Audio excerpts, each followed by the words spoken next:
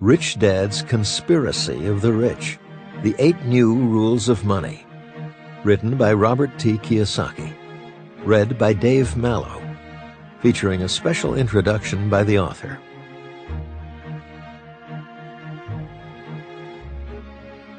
Hi, this is Robert Kiyosaki, and this is the introduction to Conspiracy of the Rich. Back in 1983, I began to see this crisis occurring. You see, this crisis is not a recent event. It has been occurring and reoccurring for hundreds of years. This crisis occurs every time the rich and the powerful attempt to manipulate the money supply and our government. One way they manipulate our lives is via our money supply, today known as the Federal Reserve Bank, and the government, specifically the U.S. Treasury. So again, this crisis is not a recent phenomenon. It has been going on for years.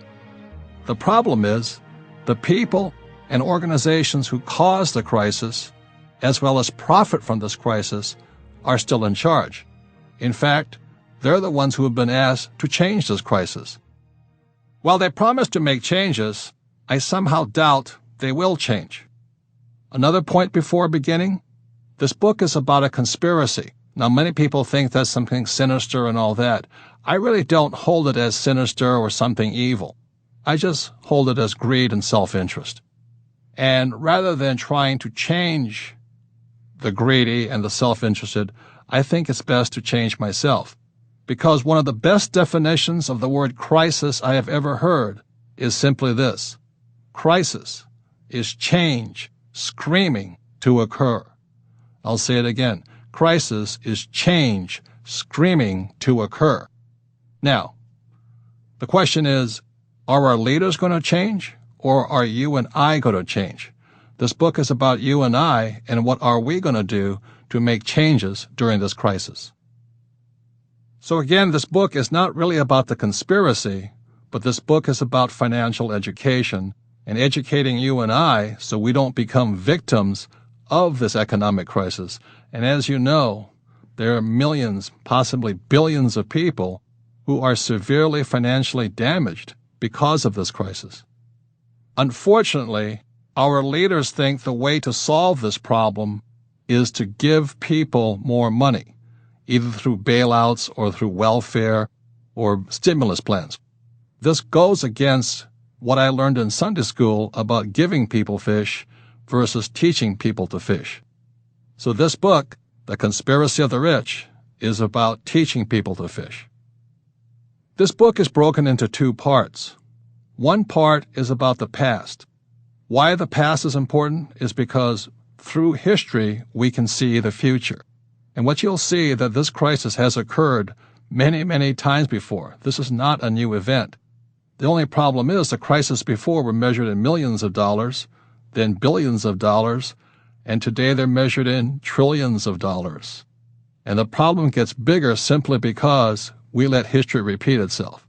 And you know that old saying, insanity is doing the same thing and expecting things to change. Well, this crisis is definitely economic insanity, led by the same people that caused the crisis. So the first part of the book is about what got us into this crisis, and the second part of this book, part 2, is about what you and I can do to not be victims of this crisis. And this book is really about the 8 new rules of money. And the reason the 8 new rules of money are important is because in 1971, President Richard Nixon, without permission of Congress or the U.S. people, took the U.S. dollar off the gold standard. When he took the dollar off the gold standard, our dollar was no longer backed by gold, it was backed by debt.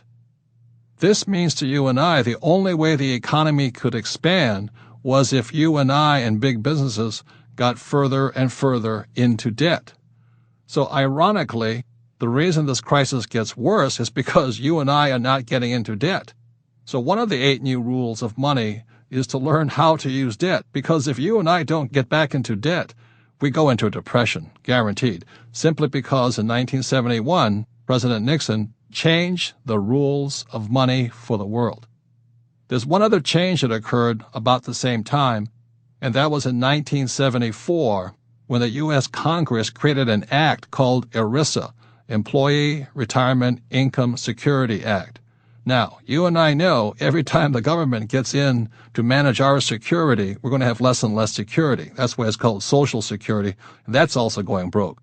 So in 1974, when ERISA came in, that meant all employees and many workers had to go into what's now known as a 401k in America, or IRAs, or SEPs, or KIOs, or superannuations, as they're called in Australia, or RRSPs, as they're called in Canada. In other words, after 1974, millions of workers were forced to become investors or gamblers in the stock market. And as we know, there's no financial education in our school. So that's why we have another crisis going on, is because you have millions of people who are hoping to retire by betting their future on one of the most risky of all investments, the stock market, a subject they don't know anything about. This is absolute insanity. On top of that, the people that are giving them investment advice are not really investors, they're really salespeople. So this is an example of changing the rules and why you and I need to change our own rules so we don't become victims to this entire global conspiracy of the rich. So that's an overview of what the conspiracy of the rich is about. Thank you for listening to The Conspiracy of the Rich.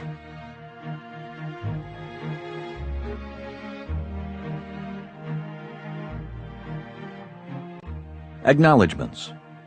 My rich dad always said business and investing are team sports.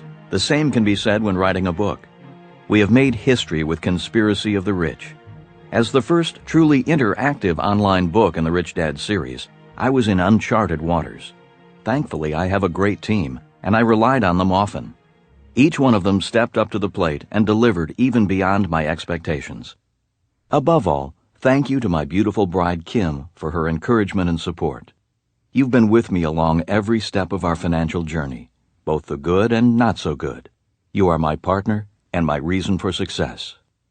Thank you to Jake Johnson of Elevate Consulting Company, elevatecompany.net, for his help in shaping the book and my thoughts, and for helping take it from an idea to a reality. Also, thanks to my editors, Rick Wolf and Leah Tricosis at Hachette, for their tireless efforts to make this project a success, and for taking a chance. Special thanks to Rhonda Shankirik of the Rich Dad Company and Rachel Pearson of Metaphor for their tireless efforts on the promotion of the book, and for the top-notch website that was home to it for so long. Much thanks to the Rich Dad team members who are in the trenches every day and who have persevered and stuck with Kim and me through thick and thin. You are the heartbeat of our organization. Part 1. The Conspiracy. The Root of All Evil. Is the love of money the root of all evil, or is the ignorance of money the root of all evil? What did you learn about money in school? Have you ever wondered why our school systems do not teach us much, if anything, about money? Is the lack of financial education in our schools simply an oversight by our educational leaders, or is it part of a larger conspiracy? Regardless, whether we are rich or poor, educated or uneducated, child or adult, retired or working, we all use money.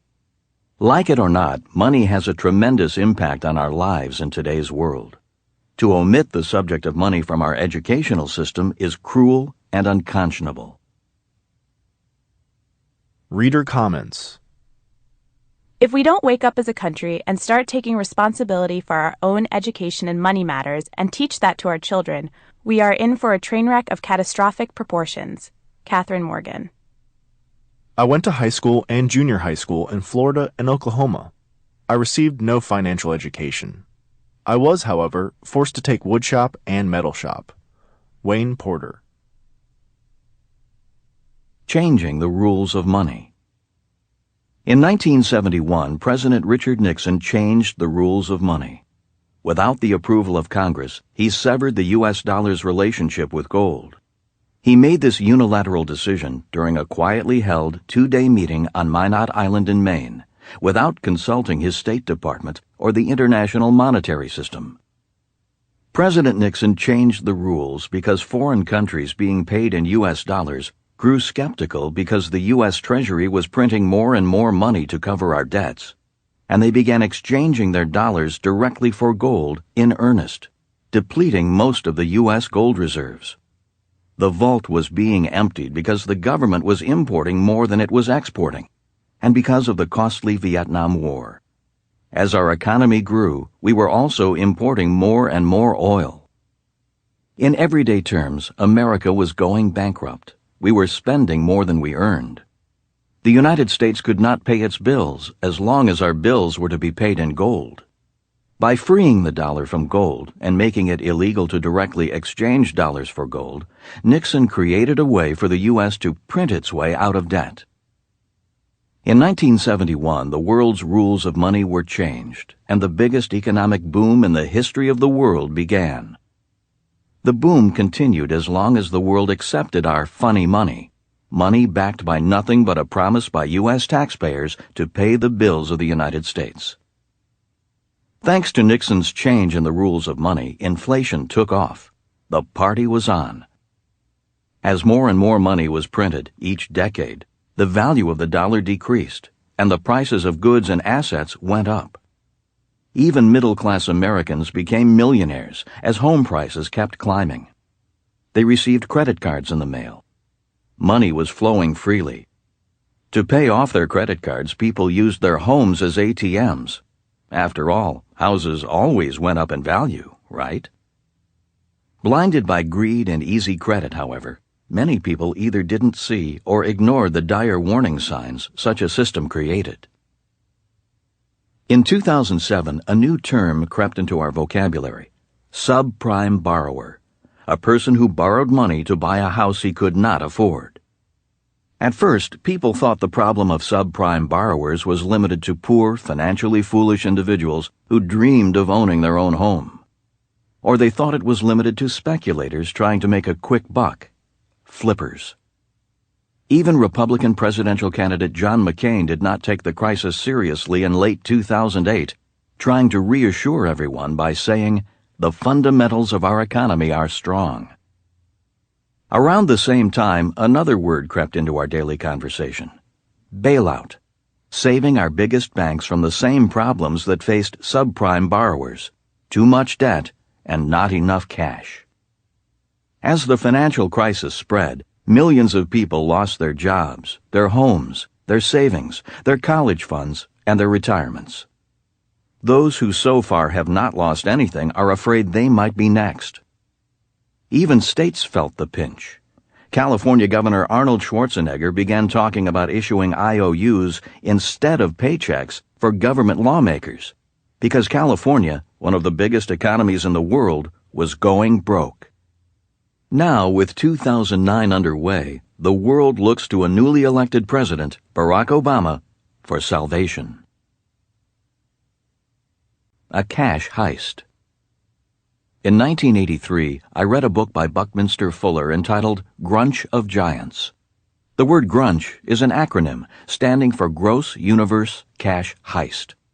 It is a book about the super rich and uber powerful, and how they have been stealing from and exploiting people for centuries. It is a book about a conspiracy of the rich. Grunch of Giants moves from kings and queens of thousands of years ago to modern times. It explains how the rich and powerful have always dominated the masses. It also explains that modern-day bank robbers do not wear masks. Rather, they wear suits and ties, sport college degrees, and rob banks from the inside, not the outside. After reading Grunch of Giants so many years ago, I could see our current financial crisis coming. I just did not know exactly when it would arrive. One reason why my investments and business ventures do well, in spite of this economic crisis, is because I read Grunch of Giants. The book gave me time to prepare for this crisis.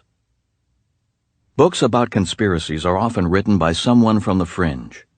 Dr. R. Buckminster Fuller, although ahead of his time in terms of his thinking, was hardly a fringe person. He attended Harvard University, and although he didn't graduate from there, he did quite well, like another famous Harvard dropout, Bill Gates. The American Institute of Architects honors Fuller as one of the country's greatest architects and designers. He is considered to be among the most accomplished Americans in history, having a substantial number of patents to his name. He was a respected futurist, an inspiration for John Denver's lyric, "Grandfather of the Future," in his song, "What One Man Can Do." Fuller was an environmentalist before most people knew what the word meant. But most of all, he is respected because he used his genius to work for a world that benefited everyone, not just himself or the rich and powerful. I read a number of Dr. Fuller's books before reading Grunch of Giants. The problem for me was that most of his earlier books were on math and science. Those books went right over my head. But Grunch of Giants, I understood. Reading Grunch of Giants confirmed many of my unspoken suspicions regarding the way the world worked. I began to understand why we do not teach kids about money in school. I also knew why I was sent to Vietnam to fight a war we should never have fought. Simply put, war is profitable. War is often about greed, not patriotism. After 9 years in the military, 4 attending a federal military academy, and 5 as a Marine Corps pilot who served in Vietnam twice, I could only agree with Dr. Fuller. I understood, from first-hand experience, why he refers to the CIA as capitalism's invisible army. The best thing about Grunch of Giants was that it awakened the student in me. For the first time in my life, I wanted to study a subject. The subject of how the rich and powerful exploit the rest of us legally. Since 1983, I have studied and read over 50 books on this subject. In each book, I found 1 or 2 pieces of the puzzle. The book you are listening to now will put those many puzzle pieces together. Is there a conspiracy? Conspiracy theories are a dime a dozen. We have all heard them. There are conspiracy theories about who killed Presidents Lincoln and Kennedy, and about who killed Dr. Martin Luther King, Jr. There are also conspiracy theories about September 11, 2001. Those theories will never die. Theories are theories. They are based on suspicions and unanswered questions. I did not write Conspiracy of the Rich to sell you another conspiracy theory. My research has convinced me that there have been many conspiracies of the rich, both in the past and the present, and there will be more conspiracies in the future. When money and power are at stake, there will always be conspiracies. Money and power will always cause people to commit corrupt acts. In 2008, for instance, Bernard Madoff was accused of running a $50 billion Ponzi scheme to defraud not only wealthy clients, but also schools, charities, and pension funds. He once held the highly respected position of head of NASDAQ. He did not need more money, yet he has allegedly been stealing it for years from very smart people and worthy organizations dependent upon competence in financial markets. Another example of the corruption of money and power is spending over $500 million to be elected the President of the United States, a job that pays only $400,000. Spending money like that on an election is not healthy for our country. So has there been a conspiracy? I believe so, in a way. But the question is, so what? What are you and I going to do about it? Most of the people who caused this latest financial crisis are dead, yet their work lives on. Arguing with dead people would be rather futile. Regardless of whether there is a conspiracy, there are certain circumstances and events that impact your life in profound and unseen ways. Let's look at financial education, for instance. I've often marveled at the lack of financial education in our modern school system. At best, our children are taught how to balance a checkbook, speculate in the stock market, save money in banks, and invest in a retirement plan for the long term. In other words, they are taught to turn their money over to the rich, who supposedly have their best interest at heart. Every time an educator brings a banker or a financial planner into their classroom, supposedly in the name of financial education, they are actually allowing the fox to enter the henhouse. I'm not saying bankers and financial planners are bad people. All I am saying is that they are agents of the rich and powerful. Their job is not to educate, but to recruit future customers. That is why they preach the doctrine of saving your money and investing in mutual funds. It helps the bank, not you. Again, I reiterate, this is not bad. It's good business for the bank. It is no different than Army and Marine recruiters coming on campus when I was in high school and selling students on the glory of serving our country. One of the causes of this financial crisis is that most people do not know good financial advice from bad financial advice. Most people cannot tell a good financial advisor from a con man. Most people cannot tell a good investment from a bad one. Most people go to school so they can get a good job, work hard, pay taxes, buy a house, save money, and turn over any extra money to a financial planner or an expert like Bernie Madoff. Most people leave school not knowing even the basic differences between a stock and a bond, between debt and equity. Few know why preferred stocks are labeled preferred and why mutual funds are mutual, or the difference between a mutual fund, hedge fund, exchange-traded fund, and a fund of funds. Many people think debt is bad, yet debt can make you rich. Debt can increase your return on investment, but only if you know what you're doing. Only if you know the difference between capital gains and cash flow, and which is less risky. Most people blindly accept the idea of going to school to get a good job and never know why employees pay higher tax rates than the entrepreneur who owns the business. Many people are in trouble today because they believe their home was an asset, when it was really a liability. These are basic and simple financial concepts. Yet for some reason our schools conveniently omit a subject required for a successful life, the subject of money. In 1903, John D. Rockefeller created the General Education Board. It seems this was done to ensure a steady supply of employees who are always financially in need of money, a job, and job security. There is evidence that Rockefeller was influenced by the Prussian system of education, a system designed to produce good employees and good soldiers, people who dutifully follow orders, such as do this or be fired, or turn your money over to me for safekeeping and I'll invest it for you. Regardless of whether this was Rockefeller's intent in creating the General Education Board, the result today is that even those with a good education and a secure job are feeling financially insecure. Without a basic financial education, long-term financial security is almost impossible. In 2008, millions of American baby boomers began retiring at a rate of 10,000 a day, expecting the government to take care of them financially and medically. Today, many people are finally learning that job security does not ensure long-term financial security. In 1913, the Federal Reserve was created, even though the Founding Fathers, creators of the U.S. Constitution, were very much against a national bank that controlled the money supply. Without proper financial education, few people know that the Federal Reserve is not federal or American. It has no reserves, and it is not a bank. Once the Fed was in place, there were two sets of rules when it came to money.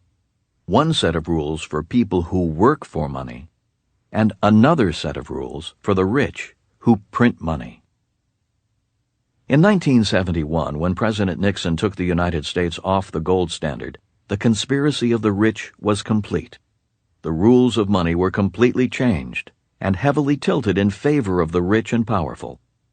The biggest financial boom in the history of the world began, and today, in 2009, that boom has busted. Reader comment. I remember when they stopped backing our money with gold. Inflation went crazy. I was only a teenager and had gotten my first job. Things I needed back then I had to buy myself.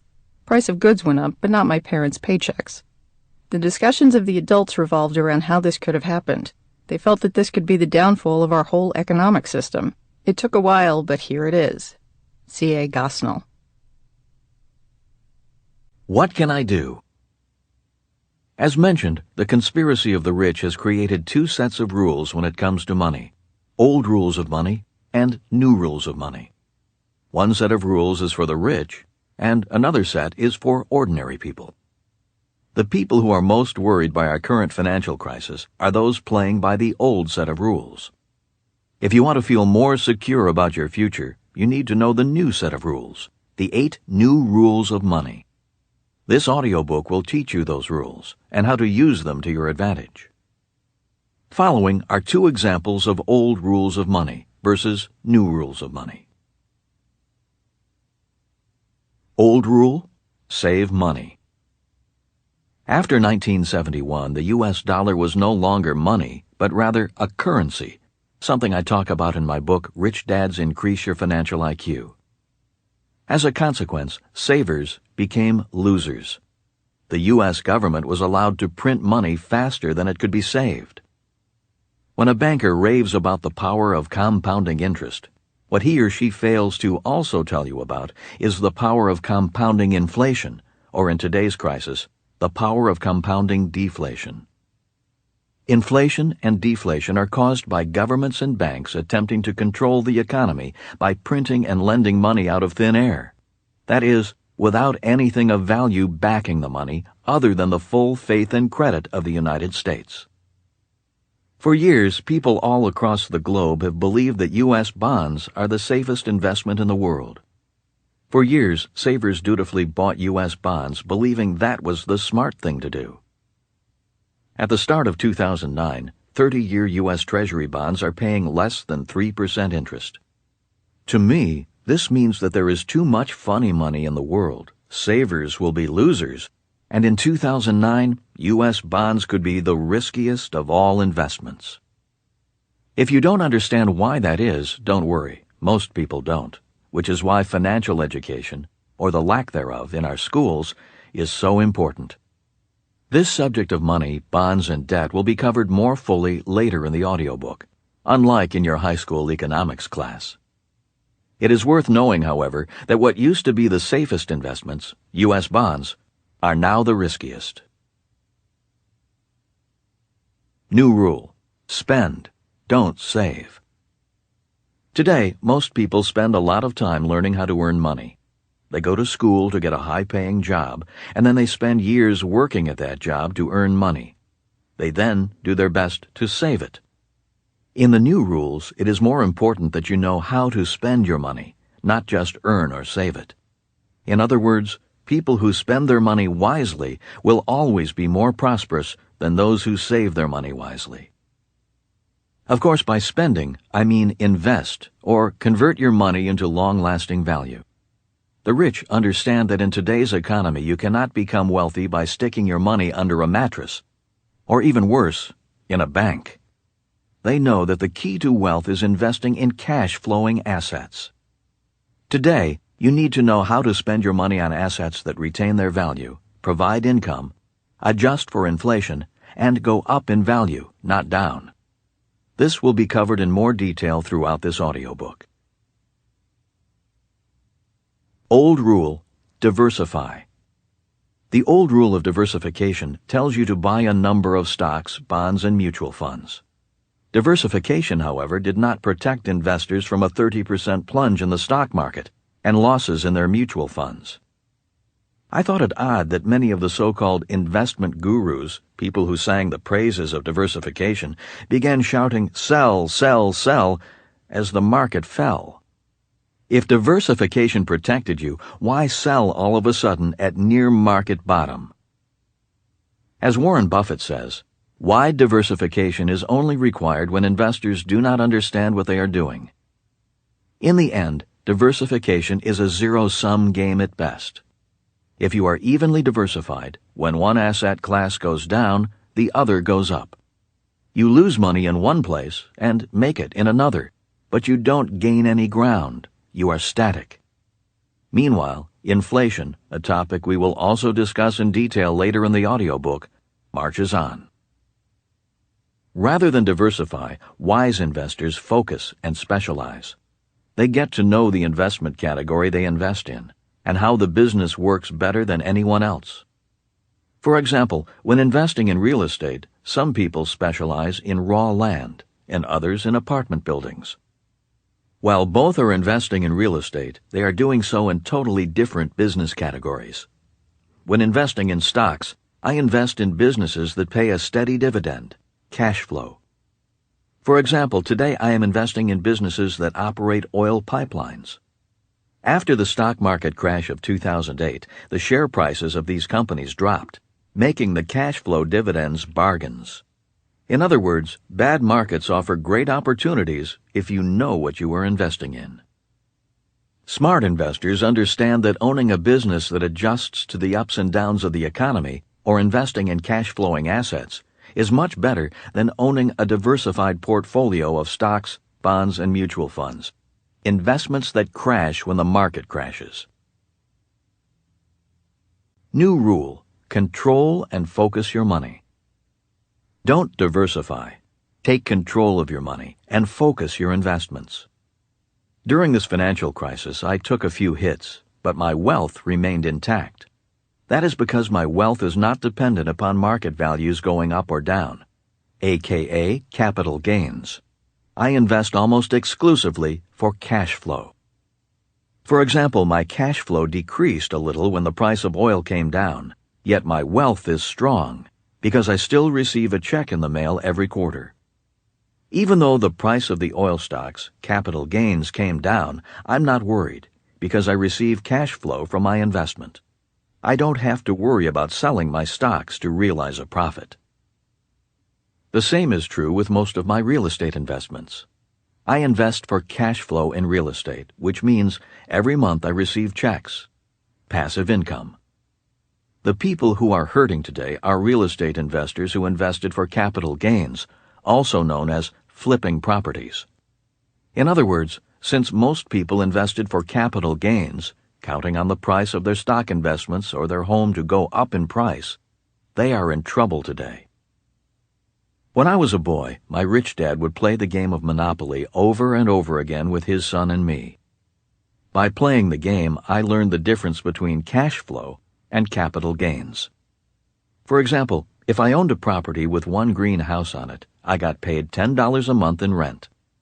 If I had 3 houses on the same property, I received $50 a month in rent. And the ultimate goal was to have one red hotel on the same property. To win at the game of Monopoly, you had to invest for cash flow, not capital gains. Knowing the difference between cash flow and capital gains at the age of 9 was one of the most important lessons my rich dad taught me. In other words, financial education can be as simple as a fun game and can provide financial security for generations, even during a financial crisis. Today, I do not need job security because I have financial security. The difference between financial security and financial panic can be as simple as knowing the difference between capital gains and cash flow. The problem is that investing for cash flow requires a higher degree of financial intelligence than investing for capital gains. Being smarter about investing for cash flow will be covered in greater detail later in this audiobook. But for now, just remember this. It is easier to invest for cash flow during a financial crisis. So don't waste a good crisis by hiding your head in the sand. The longer this crisis lasts, the richer some people will become. I want you to be one of them. Today, one of the new rules is to focus your mind and money rather than to diversify. It pays to focus on cash flow rather than capital gains because the more you know how to control cash flow, the more your capital gains increase, and so does your financial security. You might even become rich. It's basic financial education taught in the game of Monopoly and my educational game Cash Flow, which has been called Monopoly on steroids. These 2 new rules, learn to spend rather than save, and focus rather than diversify, are just 2 of the 8 new rules that will be covered in this audiobook, and they will be covered in more detail in future chapters. The point of Conspiracy of the Rich is to open your eyes to the power you have to control your financial future if you have the proper financial education. Our educational system has failed millions of people, even the educated. There is evidence that our financial system has conspired against you and others. But that is ancient history. Today, you control your future, and now is the time to educate yourself, to teach yourself the new rules of money. By doing so, you take control of your destiny and hold the key to playing the game of money according to its new rules. Reader comment. I think most people who are reading your books are looking for some sort of magic pill solution, because that is the mindset of society in America today, with their instant gratification desires. And I think you do a good job of letting people know that this is not a magic pill book. When you discuss the new rules of money, what you say is excellent in reshaping people's minds and how they should think. A.P. Cordove. My promise to you. After President Nixon changed the rules of money in 1971, the subject of money became very confusing. The subject of money does not make sense to most honest people. In fact, the more honest and hard-working you are, the less sense the new rules will make. For example, the new rules allow the rich to print their own money. If you did that, you would be sent to jail for counterfeiting. But in this audiobook, I will describe how I print my own money legally. Printing your own money is one of the great secrets of the truly rich. My promise to you is that I will do my very best to keep my explanations as simple as possible. I will do my best to use everyday language to explain complex financial jargon. For example, one of the reasons why there is a financial crisis today is because of a financial tool known as a derivative. Warren Buffett once called derivatives weapons of mass destruction, and his description proved true. Derivatives are bringing down the biggest banks in the world. The problem is that very few people know what derivatives are. To keep things very simple, I explain derivatives by using the example of an orange and orange juice. Orange juice is a derivative of an orange, just like gasoline is a derivative of oil, or an egg is a derivative of a chicken. It's that simple. If you buy a house, a mortgage is a derivative of you and the house you buy. One of the reasons we are in this financial crisis is because the bankers of the world began creating derivatives out of derivatives out of derivatives. Some of these new derivatives had exotic names, such as collateralized debt obligations, or high-yield corporate bonds, aka junk bonds, and credit default swaps. In this audiobook, I will do my best to define these words by using everyday language. Remember, one of the objectives of the financial industry is to keep people confused. Multi-layered derivatives border on legal fraud of the highest order. They are no different than someone using a credit card to pay off a credit card and then refinancing their home with a new mortgage, paying off their credit cards, and using the credit cards all over again. That's why Warren Buffett called derivatives weapons of mass destruction. Multi-layered derivatives are destroying the world's banking system, just as credit cards and home equity loans are destroying many families. Credit cards, money, collateralized debt obligations, junk bonds, and mortgages. They're all derivatives, just going by different names. In 2007, when the house of derivatives began coming down, the richest people in the world began screaming bailout. A bailout is used when the rich want the taxpayers to pay for their mistakes or their fraud. My research has found that a bailout is an integral part of the conspiracy of the rich. One of the reasons I believe my book Rich Dad, Poor Dad is the best-selling personal finance book of all time is because I kept financial jargon simple. I will do my best to do the same in this audiobook. A wise man once said, "Simplicity is genius." To keep things simple, I will not go into excessive detail or complex explanations.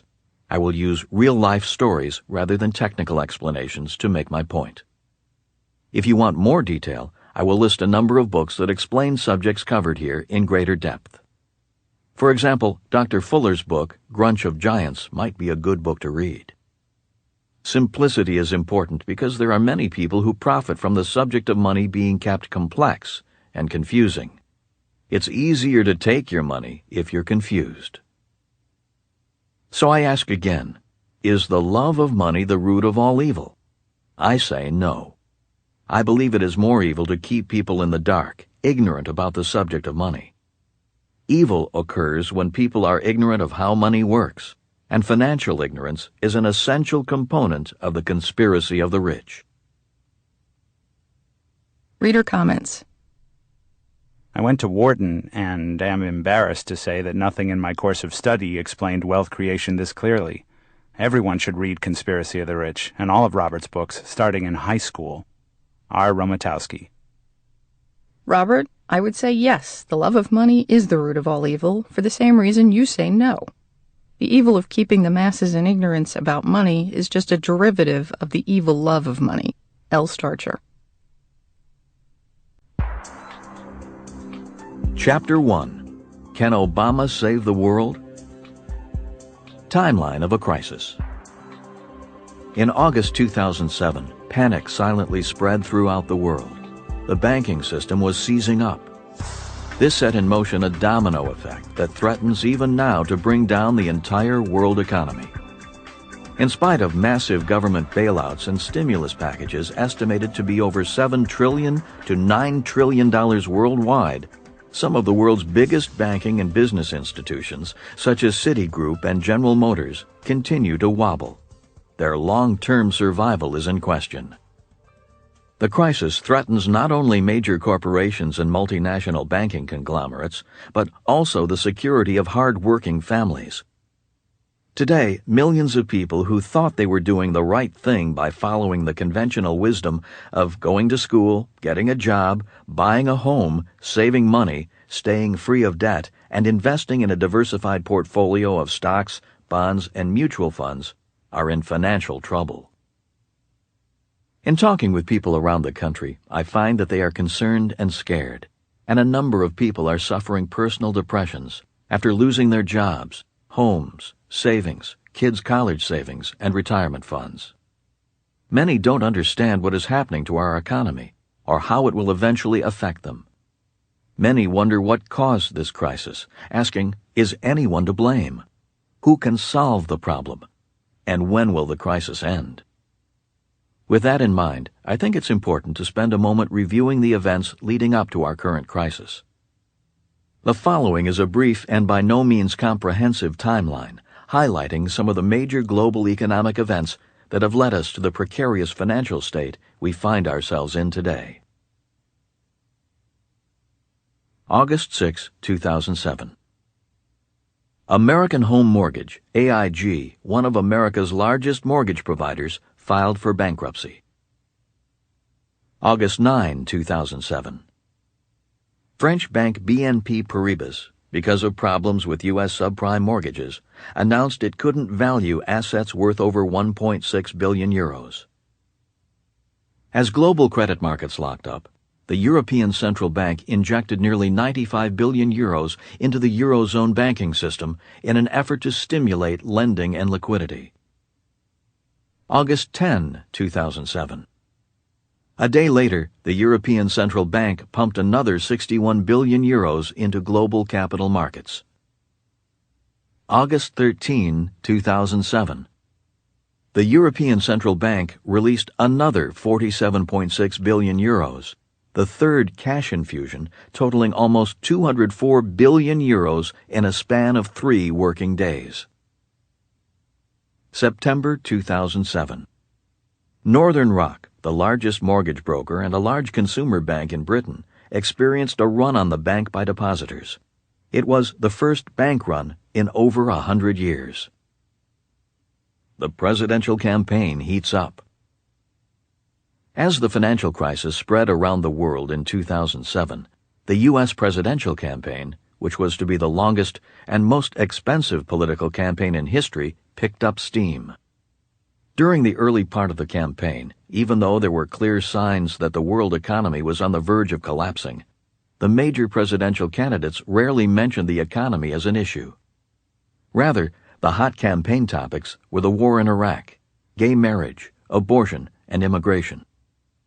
When the candidates did discuss the economy, they did so dismissively.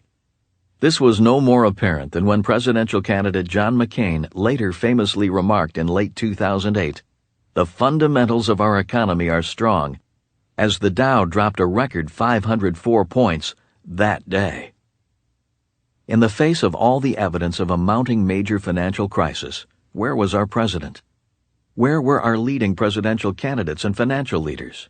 Why were the media darlings of the financial world not warning investors to get out? Why were financial experts still encouraging investors to invest for the long term? Why were our political and financial leaders not sounding the warning call about this financial storm? Why didn't they at least have the wisdom to stand up and say, "It's the economy, stupid"? To quote a famous song, they were blinded by the light. On the surface, everything seemed fine, as evidenced by the next event in our timeline. October 9, 2007. The Dow Jones Industrial Average closed at a historic high of 14,164. A year later. September 2008. President Bush and the U.S. Treasury asked for $700 billion in bailout money to save the economy, over a year after the European Central Bank had already infused 204 billion euros into the economy in August 2007, and almost a year after the Dow hit its all-time high. Toxic financial derivatives resulted in the collapse of Bear Stearns and Lehman Brothers, and the nationalization of Fannie Mae, Freddie Mac, and one of the world's largest insurers, AIG. Additionally, the U.S. auto industry revealed that it was ailing, and GM, Ford, and Chrysler asked for bailout money. Many states and city governments were also now asking for bailout money. September 29, 2008. On a Black Monday after President Bush asked for bailout money, the Dow plunged 777 points. It was the biggest single-day point-based drop in history, and the Dow closed at 10,365. October 1, 2008 through October 10, 2008. In one of its worst spans ever recorded, the Dow dropped 2,380 points in a little over a week. October 13, 2008. The Dow began to exhibit extreme volatility, going up 936 points in one day, the best point gain in history, closing at 9,387. October 15, 2008. The Dow plunged 733 points, closing at 8,577. October 28, 2008. The Dow gained 889 points, the second best point gain in history, closing at 9,065. November 4, 2008. Barack Obama was elected President of the United States with the campaign slogan, "Change we can believe in." He will take over a government that has by now committed $7.8 trillion in various forms to salvage the economy.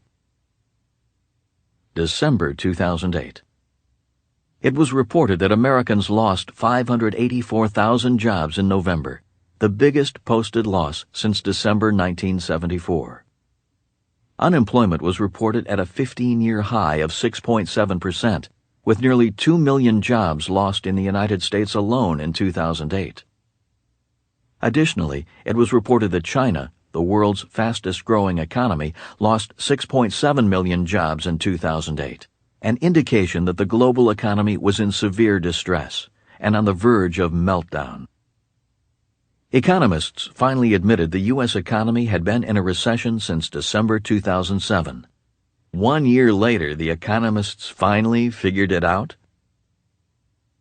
Warren Buffett, whom many consider the world's smartest investor, saw his company, Berkshire Hathaway, lose 33% of its stock value in a year. Investors took solace in the fact that the fund outperformed the market by losing less than the average. That's comforting.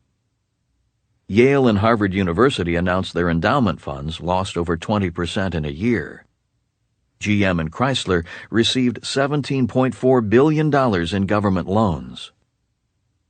President-elect Obama announced an $800 billion stimulus plan centered on massive infrastructure projects aimed at easing the record U.S. job losses. This is in addition to the $7.8 trillion already committed by the U.S. government. December 31, 2008. The Dow closed at 8,776, down 5,388 points from its record high achieved just over a year earlier. It was the worst yearly performance for the Dow since 1931 and equated to $6.9 trillion in lost value. Back to the future. Faced with such an overwhelmingly bad economy, President Bush pushed through a landmark bailout plan aimed at saving the economy, saying this legislation will safeguard and stabilize America's financial system and put in place permanent reforms so these problems will never happen again. Many people breathed a sigh of relief, thinking, finally, the government is going to save us. The problem is, those are not the words of President George W. Bush. Those are the words of his father, George H.W. Bush. In 1989, the first President Bush asked for $66 billion to save the savings and loan, S&L, industry. The $66 billion did not solve the problem. The S&L industry disappeared from sight. On top of that, the estimated $66 billion rescue package eventually cost taxpayers over $150 billion, more than twice the amount originally estimated. Where did all that money go? Like father, like son. 20 years later, in September 2008, President George W. Bush asked for $700 billion and made a similar promise. We'll make sure as time goes on this doesn't happen again. In the meantime, we got to solve the problem, and that's why people sent me to Washington, D.C. Why is it that a father and son said almost the same thing about saving the economy, almost 20 years apart? Why was the first President Bush's promise to fix the system broken? All the President's Men. The main campaign slogan of President Barack Obama was, "Change we can believe in." Given that slogan, we must ask a question. Why did President Obama hire many of the same people who worked in the Clinton administration? That doesn't seem like change. It seems like status quo. During the election, why did Obama consult Robert Rubin, who just recently resigned as head of Citigroup, a company on the verge of its own collapse, and that has received some $45 billion in bailout funds, for advice on the economy? Why did he appoint Larry Summers to be director of the White House National Economic Council, and Timothy Geithner, former head of the Federal Reserve Bank of New York, to be his Secretary of the Treasury? All of these men were members of the Clinton economic team and played a part in the repeal of the Glass-Steagall Act of 1933, an act that forbade banks from selling investments. Banks selling investments in the form of derivatives is a big reason why we are in this mess today. In overly simple terms, the purpose of the Glass-Steagall Act of 1933, crafted during the last Depression, was to separate savings banks, which had access to Federal Reserve funds, from investment banks, which did not. Clinton, Rubin, Summers, and Geithner succeeded in repealing Glass-Steagall in order to legitimize the formation of Citigroup, the biggest financial supermarket in U.S. history. Many people do not know this, but at the time of its formation, Citigroup was in violation of the Glass-Steagall Act.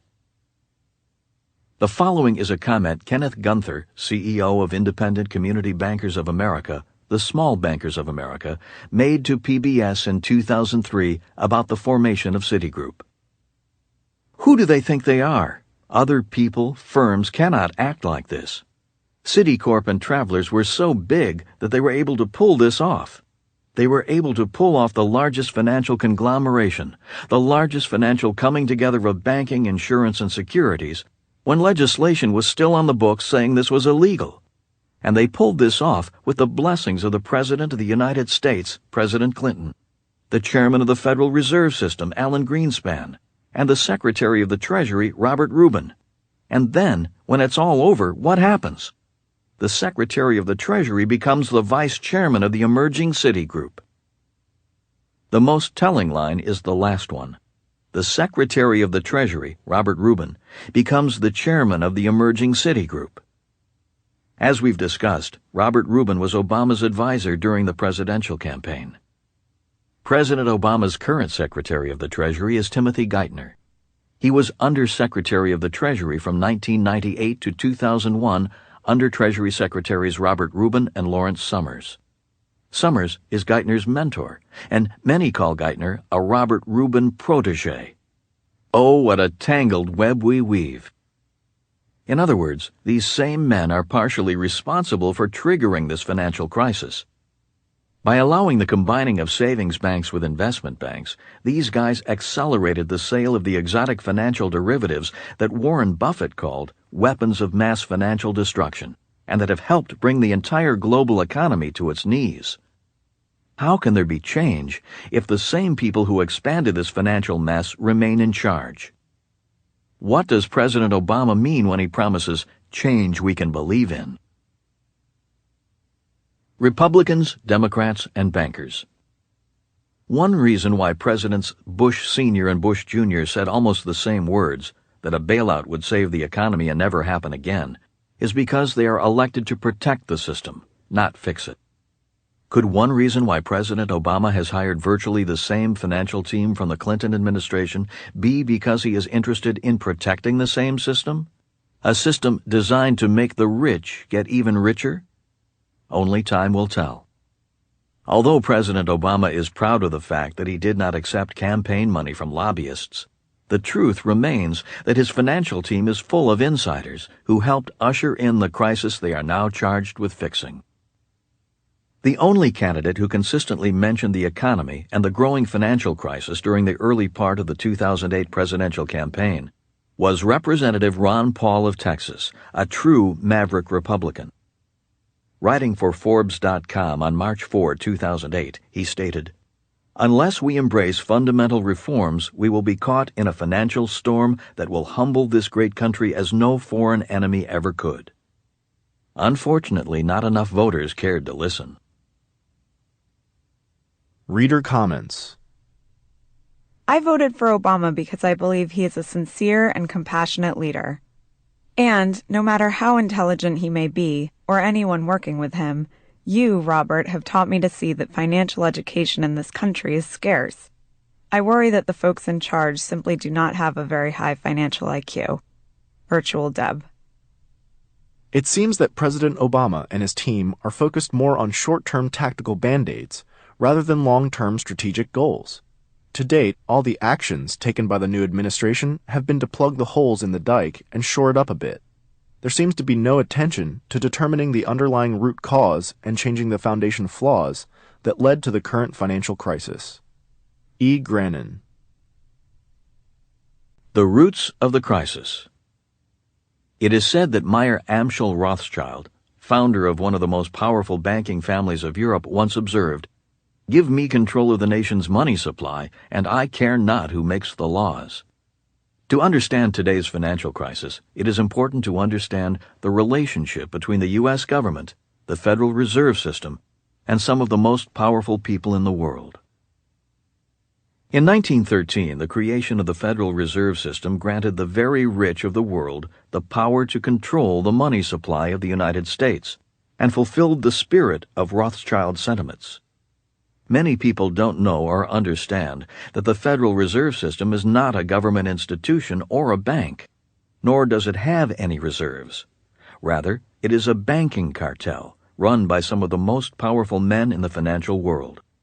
The creation of the Fed was basically a license to print money. Another reason the Federal Reserve System was created was to protect the biggest banks from failing by providing liquidity to those banks when they were in financial trouble, which protected the wealth of the rich, not of the taxpayers. We see this in action even to this day. In 2008, when President Bush authorized $700 billion in bailout money, Secretary of the Treasury Henry Paulson, formerly of Goldman Sachs, in conjunction with the Federal Reserve, immediately handed out billions of dollars in TARP, Troubled Asset Relief Program money, to the biggest banks in the country, his friends, no questions asked. The reality of the situation is that the TARP bailout money went straight from our pockets, taxpayers' pockets, into the pockets of the banks and corporations that helped create our financial mess in the first place. We were told the money was given to the banks with a mandate to lend it out, but our government was either unable or unwilling to enforce that mandate, or both. In mid-December 2008, when USA Today asked banks what they were doing with the bailout money, J.P. Morgan Chase, a bank that received $25 billion in taxpayer money, replied, "We have not disclosed that to the public. We're declining to." Morgan Stanley, a bank that received $10 billion, replied, "We are going to decline to comment on your story." The Bank of New York Mellon responded, "We're choosing not to disclose that." The bank bailout money was really just a rich friend bailout, employed to cover those friends' mistakes and obvious fraud, not to save the economy. The proof is in the pudding. As the Wall Street Journal reported on January 26, 2009 in an article entitled "Lending Drops at Big U.S. Banks," 10 of the 13 big beneficiaries of the Treasury Department's Troubled Asset Relief Program, or TARP, saw their outstanding loan balances decline by a total of about $46 billion. This is even as they scooped up $148 billion in taxpayer TARP funds intended to stimulate lending. If President Obama really wants to make changes in Washington, he needs to change this cozy relationship between the Federal Reserve System, the U.S. government, and the rich and powerful. And maybe he will. But by putting President Clinton's financial team in his administration, it does not seem likely. It seems he will do as the past presidents since Woodrow Wilson have done: protect the system, not change it. Reader comments. I must say that reading your first chapter has opened my eyes. I am only 23 years old and never fully understood what the Federal Reserve System was or what it did for our country. I have to say that it does not shock me. I am truly grateful that you have been honest and are not afraid to give the truthful definition of what a lot of things mean and stand for. It is, however, truly sad that taxpayers are affected by this, and a lot of them do not even know or understand it. Jacqueline.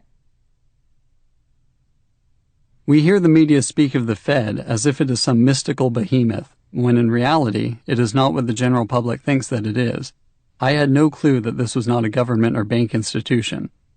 It really worries me that this entity has almost limitless power with the lack of true oversight. The question becomes, how do they rise to such a prominent position? K. Thompson 5. By some estimates, the combined worldwide losses in commodities, stocks, bonds, and real estate are greater than $60 trillion. So far, the world's banks and governments have put up nearly $10 trillion in efforts to fix the problem. What about the other $50 trillion? Who will cover those losses? Where did that money go?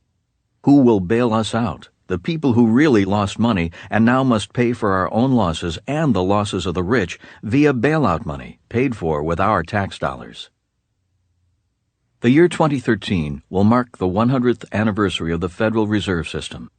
For nearly 100 years, the Fed has pulled off the biggest cash heist in the world. This cash heist is a bank robbery where the robbers do not wear masks, but rather business suits with American flag pins in the jacket lapels. It is a robbery where the rich take from the poor via our banks and our government.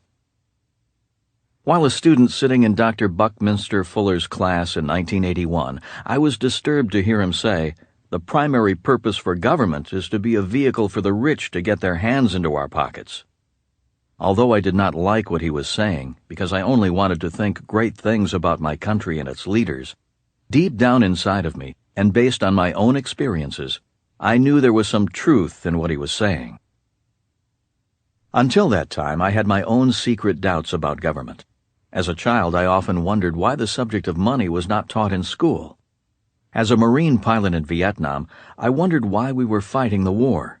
I also witnessed my dad resign his position as superintendent of education to run for lieutenant governor of the state of Hawaii because he was very deeply disturbed by the corruption he found in government. An honest man, my dad could not stomach what he witnessed after he became a high-ranking government official, a member of the governor's staff. So although Dr. Fuller's words were not words I wanted to hear, because I do love my country and do not like criticizing it, his words were disturbing enough to become my wake-up call. In the early 1980s, my study began, and my eyes were open to facts that many powerful people do not want us to see. How does this affect me? In the big picture of personal finance, there are three financial forces that cause most people to work hard and yet struggle financially. They are, number one, taxes. Number 2, debt. Number 3, inflation. Take a moment and reflect briefly on how much these three forces affect you personally. For example, how much do you pay in taxes? Not only do we pay income tax, but also sales taxes, gasoline taxes, real estate taxes, and so forth. More important, to whom do our tax dollars go and for what causes? Next, how much does the interest on debt cost you? For example, how much does interest on debt cost you on mortgage payments, car payments, credit cards, and college loans? And then, take a moment to think about how much inflation has affected your life.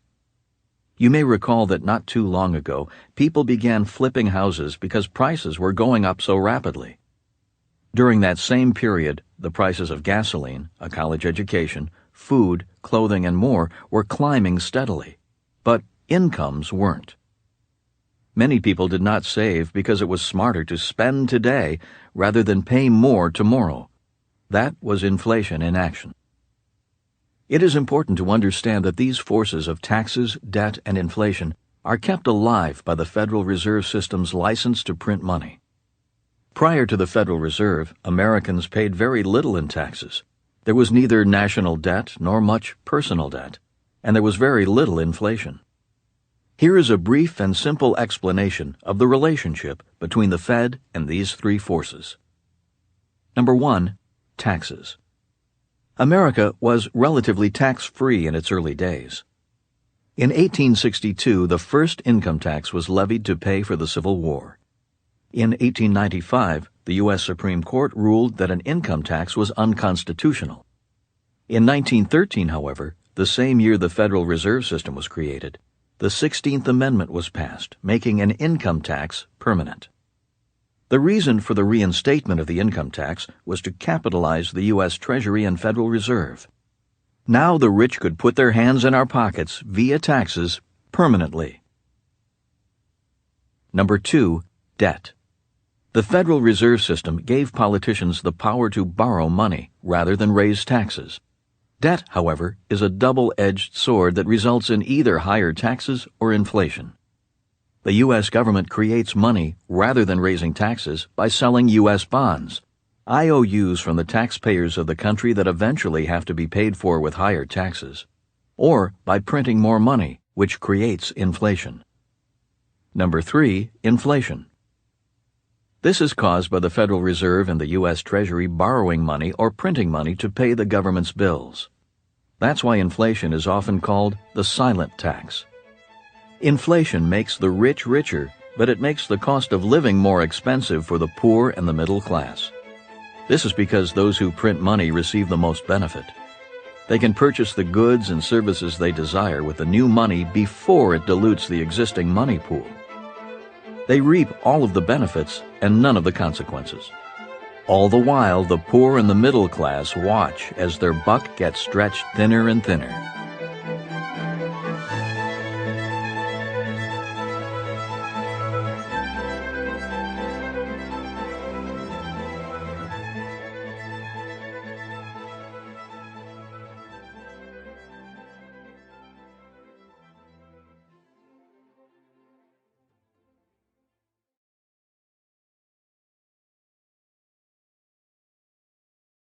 Reader comments. Living in Zimbabwe, which has had the highest inflation in the world, I have come to understand the added advantage of not keeping money, currency. Basically, the price of a good changed 3 times in one day, and there was need to lock down the value in the morning and resell the product in the evening, which meant a nice profit. Dr. Taffy. I think the most evil of the three is inflation. It affects the poor and the middle class equally. The middle class pay more taxes than the poor, but everyone pays equally through inflation. Cami 12. The beginning of the end. I started this chapter with an important date, August 6, 2007. That was the day that American Home Mortgage, one of America's largest mortgage providers, filed for bankruptcy. The reason this date is important is because it marked the point where debt had gone too far. The global system could not absorb any more debt. On August 6, 2007, the debt bubble burst, and today we have deflation. which is a much more serious problem than inflation, something we'll go over in more depth in future chapters. To save the world, President Obama has to stop deflation. The primary tool he has for fighting deflation is inflation. This means he will have to employ massive amounts of debt and print more money out of thin air. And ultimately, this means higher taxes, debt, and if he is successful, inflation. Think of the global economy as a big hot air balloon. Things were going along splendidly until August 6, 2007, when too much hot air, debt, caused a tear in the balloon.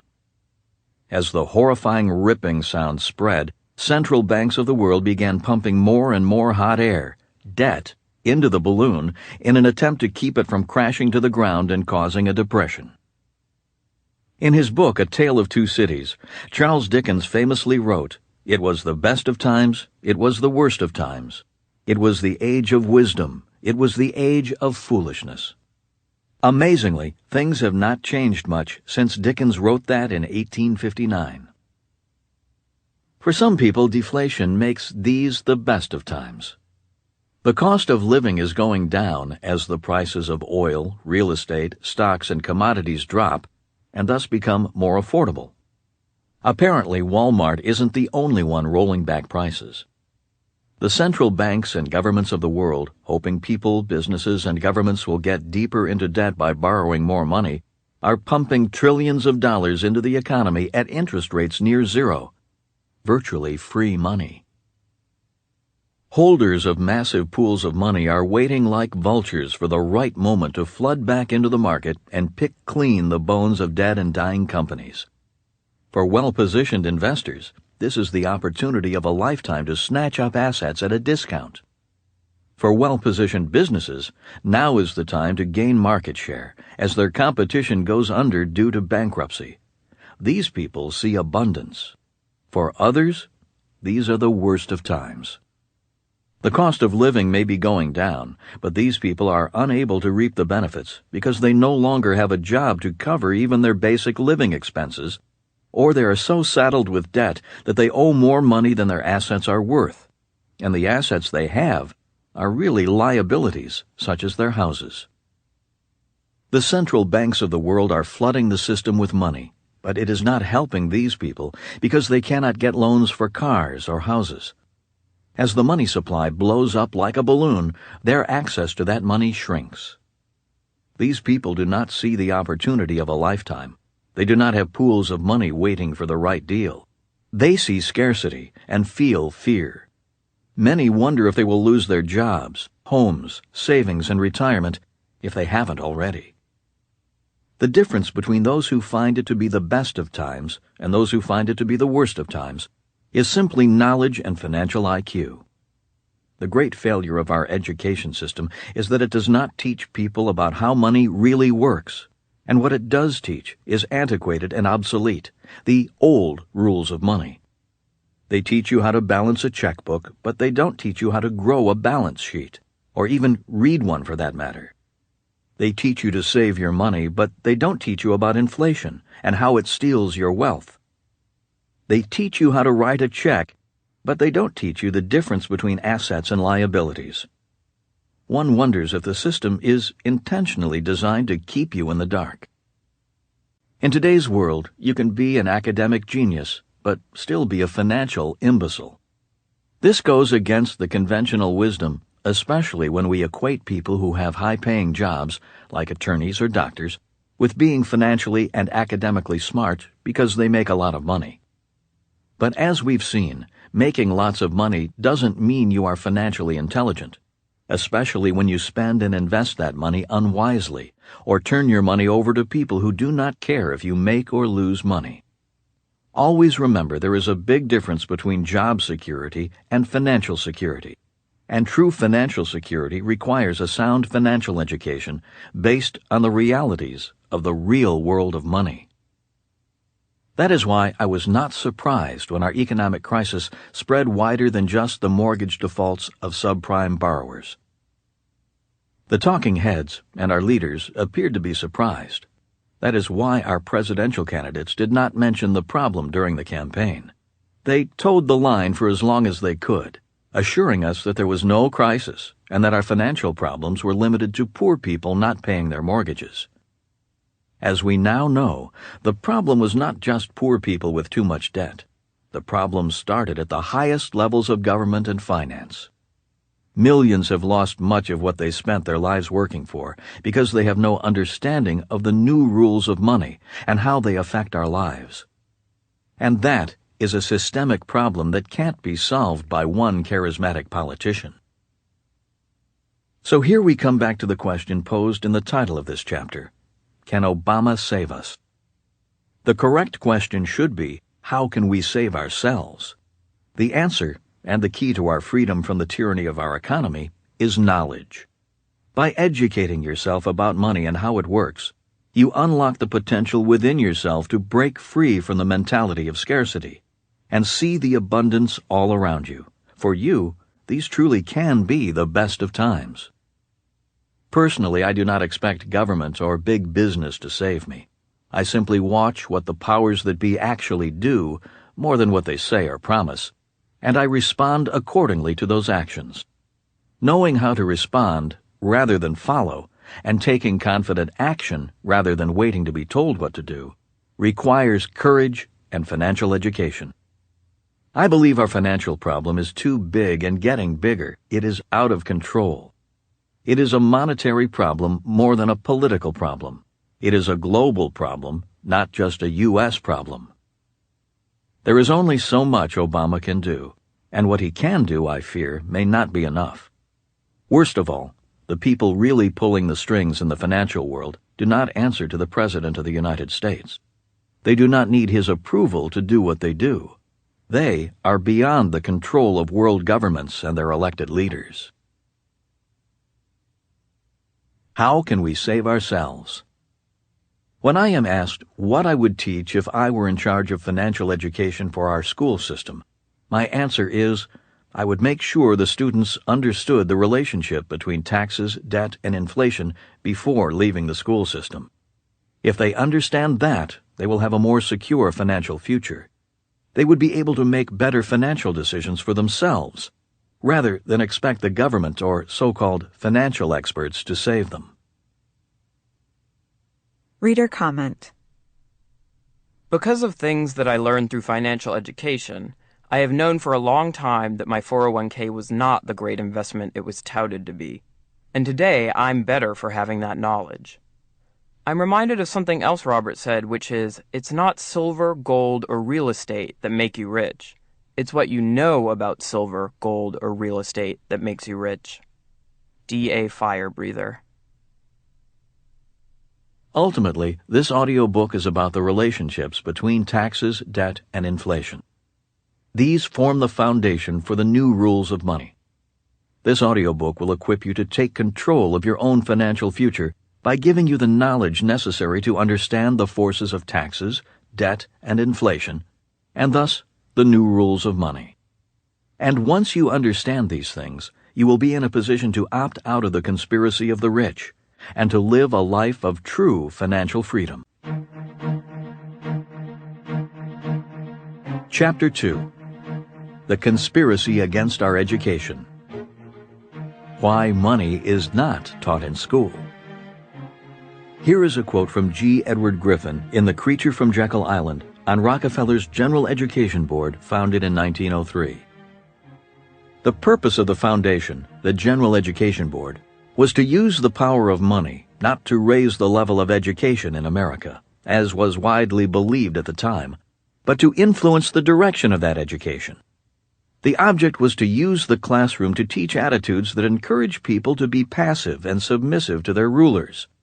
The goal was, and is, to create citizens who were educated enough for productive work under supervision, but not enough to question authority or seek to rise above their class.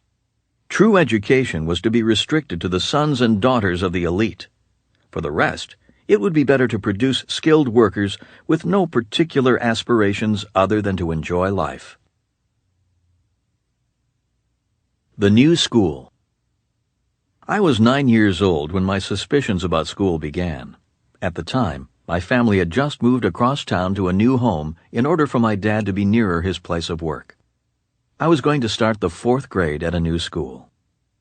We lived in the little plantation town of Hilo on the Big Island of Hawaii. The main industry of the town was sugar, and about 80% to 90% of the population was descended from Asian immigrants brought to Hawaii in the late 1800s. I myself am 4th-generation Japanese American. At my old elementary school, most of my classmates looked like me. At my new school, 50% of my classmates were white, the other half Asian. Most of the kids, white or Asian, were rich kids from well-to-do families. For the first time, I felt poor. My rich friends had nice homes in exclusive neighborhoods. Our family lived in a rented home behind the library. Most of my friends' families had 2 cars. My family had 1. A number of those families had second homes on the beach. When my friends had birthday parties, they were held at the yacht club. My birthday parties were at a public beach. When my friends began playing golf, they took lessons from the pro at their country club. I didn't even own golf clubs. I was a caddy at the country club. My rich friends had new bicycles. Some even had their own sailboats. And they took vacations to Disneyland. My mom and dad promised we would someday go to Disneyland, but we never did. We had fun taking day trips to the local national parks to watch volcanoes erupt. It was at my new school that I met my rich dad's son. At the time, he and I were in the bottom 10% of the class economically, and occasionally academically. We became best friends because we were the poorest kids in the class and stuck together. The hope of education. In the 1880s, my ancestors first began emigrating to Hawaii from Japan.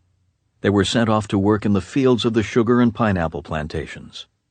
Initially, their dream was to work the fields, save money, and return to Japan as rich people. My relatives worked very hard on the plantations, but the pay was low.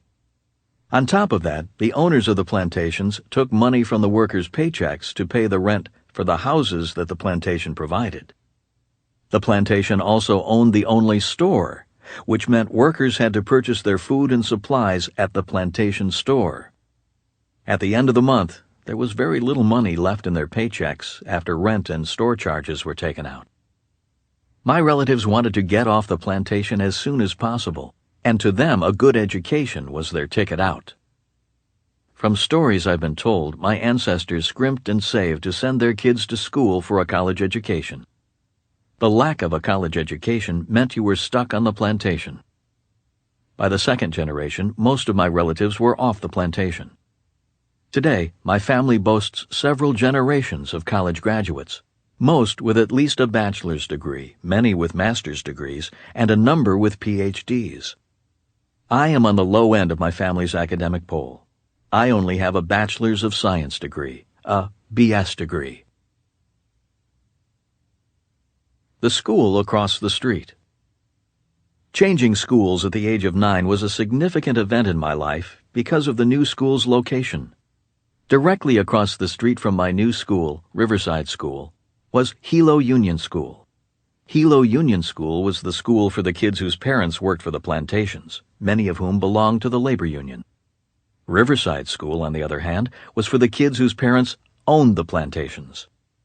In the 4th grade, I began attending Riverside School with the kids of plantation owners. In the 1950s, while walking to Riverside School, I would look across the street at Hilo Union School and see a school not segregated by race, but by money.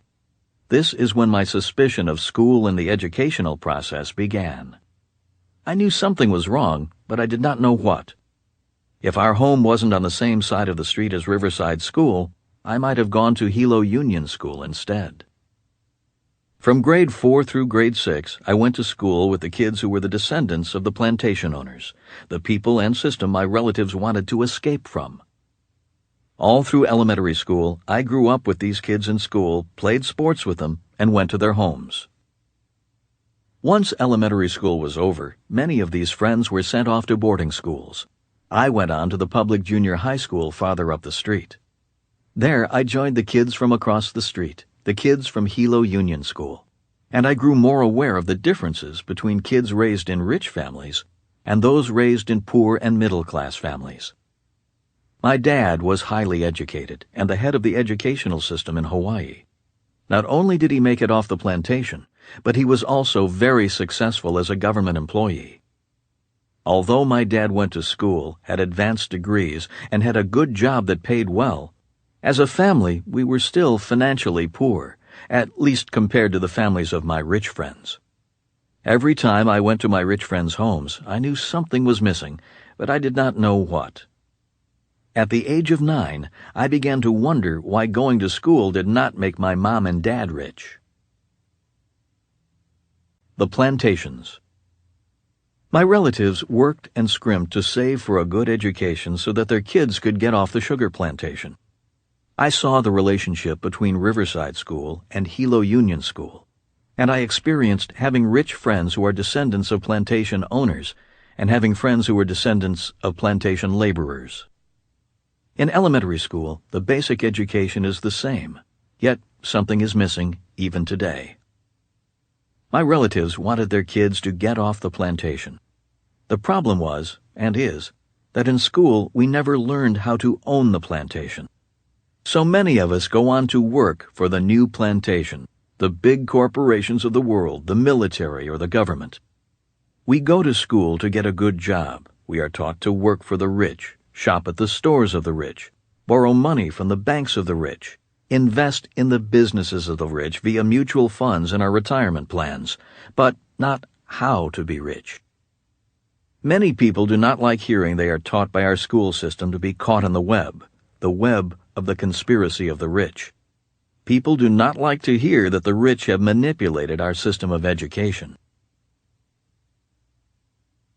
Hijacking the education system. One of the greatest sins of our current educational system is that it does not teach you about money. Rather, it teaches you how to be a good employee and to know your station in life. Some would say this is by design. For instance, in his book, The Creature from Jekyll Island, Griffin quotes from the first occasional paper of the General Education Board, entitled The Country's School of Tomorrow, written by Frederick Gates. In our dream, we have limitless resources, and the people yield themselves with perfect docility to our molding hands.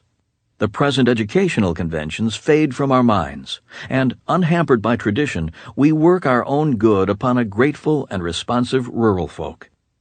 For the task we set before ourselves is a very simple as well as a very beautiful one: to train these people as we find them to a perfectly ideal life just where they are. Keep in mind that the General Education Board was founded in 1903 by the Rockefeller Foundation, one of the most powerful and wealthiest foundations of its time. What we see here is an attitude that dates back over 100 years. One of the elite rich of the United States and even the world seemingly orchestrating education curriculum to meet their needs, and not necessarily the needs of the student. This is important today because although these attitudes are over a century old, they have not gone away, and they are the driving force behind your education, my education, and the education of your children. And they are the driving force behind the suppression of financial education even today. You do not need to know about money when you are destined to simply be a cog in someone else's money machine, or a worker on someone else's plantation. After reading Dr. Fuller's Grunch of Giants in 1983, I began to understand why the subject of money is not taught in schools. Up until then, I did not have the courage to criticize the school system. After all, my father was the head of the education system in Hawaii. As the years went by, however, I began to run into others who had similar views on education and why schools do not teach us much about money. One of the first people I came across who shared my suspicions about education is John Taylor Gatto, author of, among other books, Weapons of Mass Instruction and Dumbing Us Down. Mr. Gatto was named New York City Teacher of the Year 3 times, and also New York State Teacher of the Year. In 1991, he quit the teaching profession in an op-ed piece in the Wall Street Journal, saying, "I can't teach this way any longer. If you hear of a job where I don't have to hurt kids to make a living, let me know. Come fall, I'll be looking for work. He brought to my attention that our current system of education comes from the Prussian system, a system designed to create good employees and soldiers, people who blindly follow orders, waiting to be told what to do, including what to do with their money. As Mr. Gatto said to me recently, the school system was not designed to teach children to think for themselves, nor was it developed to just support the present-day notion that we can all be free. In actuality, our current school system is based on a Prussian model that was developed to do just the opposite, to teach children to obey orders and do as they're told. Compliant and obedient students become employees who are content to work for the rich, or become soldiers who sacrifice their lives to protect the wealth of the rich. You can find out more about John Taylor Gatto at his website, johntaylorgatto.com. He continues to commit his life to educational reform. Now, you may or may not believe that there was an intentional conspiracy against teaching about money in the school system. But what you cannot deny is that our schools should receive a failing grade when it comes to financial education. Whether purposefully or not, our system's lack of teaching and instruction on money is a driving force behind the financial oppression many people in our country face today. It is the lack of financial education that has so many highly educated people worried about today's global financial crisis. There are millions of people who have lost their retirement savings following the advice of financial salespeople. Too many people's eyes glaze over when they're forced to talk about their finances. Reader comment. I agree with what you're saying, Robert. I taught primary school children for 30 years before I resigned. I was frustrated by the education system. I felt that we set up our youngsters to fail because we were educating them mainly in things that do not equip them for life. The ancient Greeks believed in teaching people to think. We train our young to do as they are told. Henry 54. Exchanging freedom for money. If people do not learn about money, they can end up exchanging their freedom for a paycheck, for a steady job and enough money to pay their bills. Some people spend their lives in constant fear of being fired. That is why, for millions of well-educated workers, job security is more important than financial freedom. For instance, when I was in the Marine Corps, I had the sense that some of my fellow pilots wanted to stay in the service for 20 years, not to fight for our country, but to receive a government paycheck for life.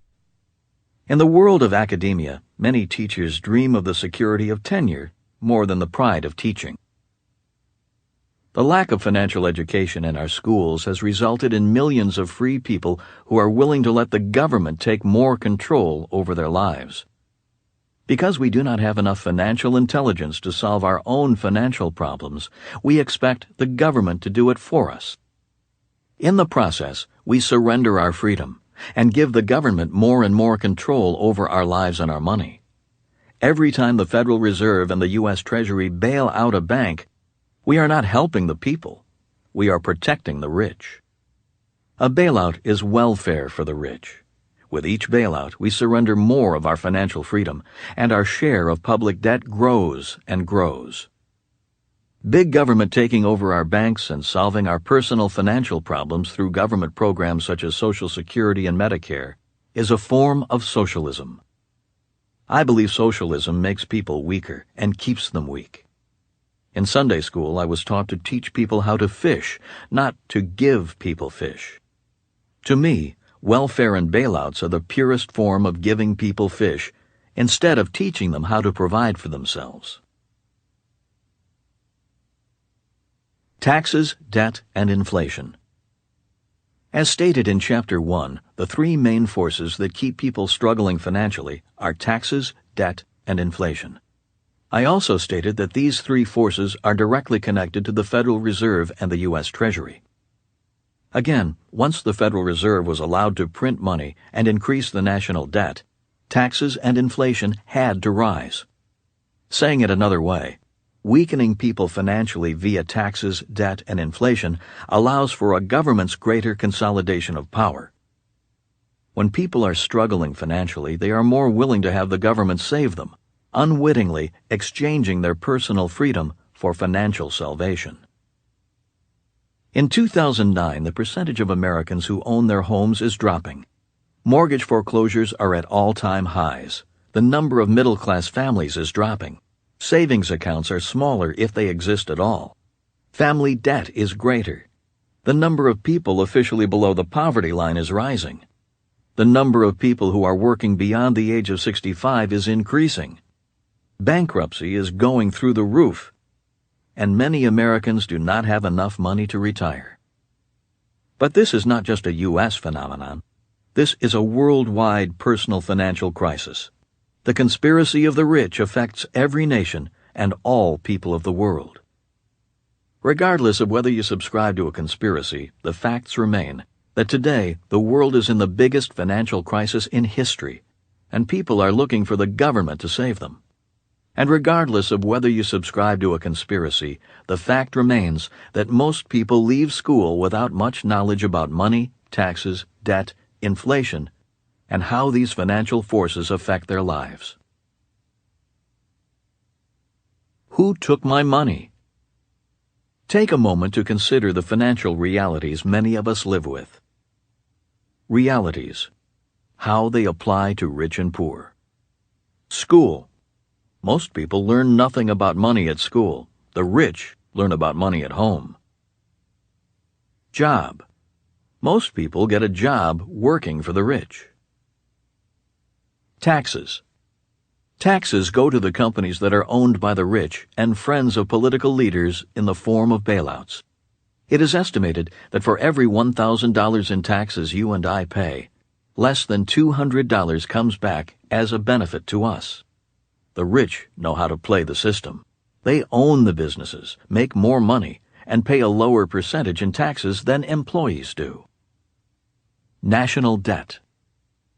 When the government talks about trillion-dollar bailouts, it means that for generations to come, our kids will be paying for these financial rescues of the rich.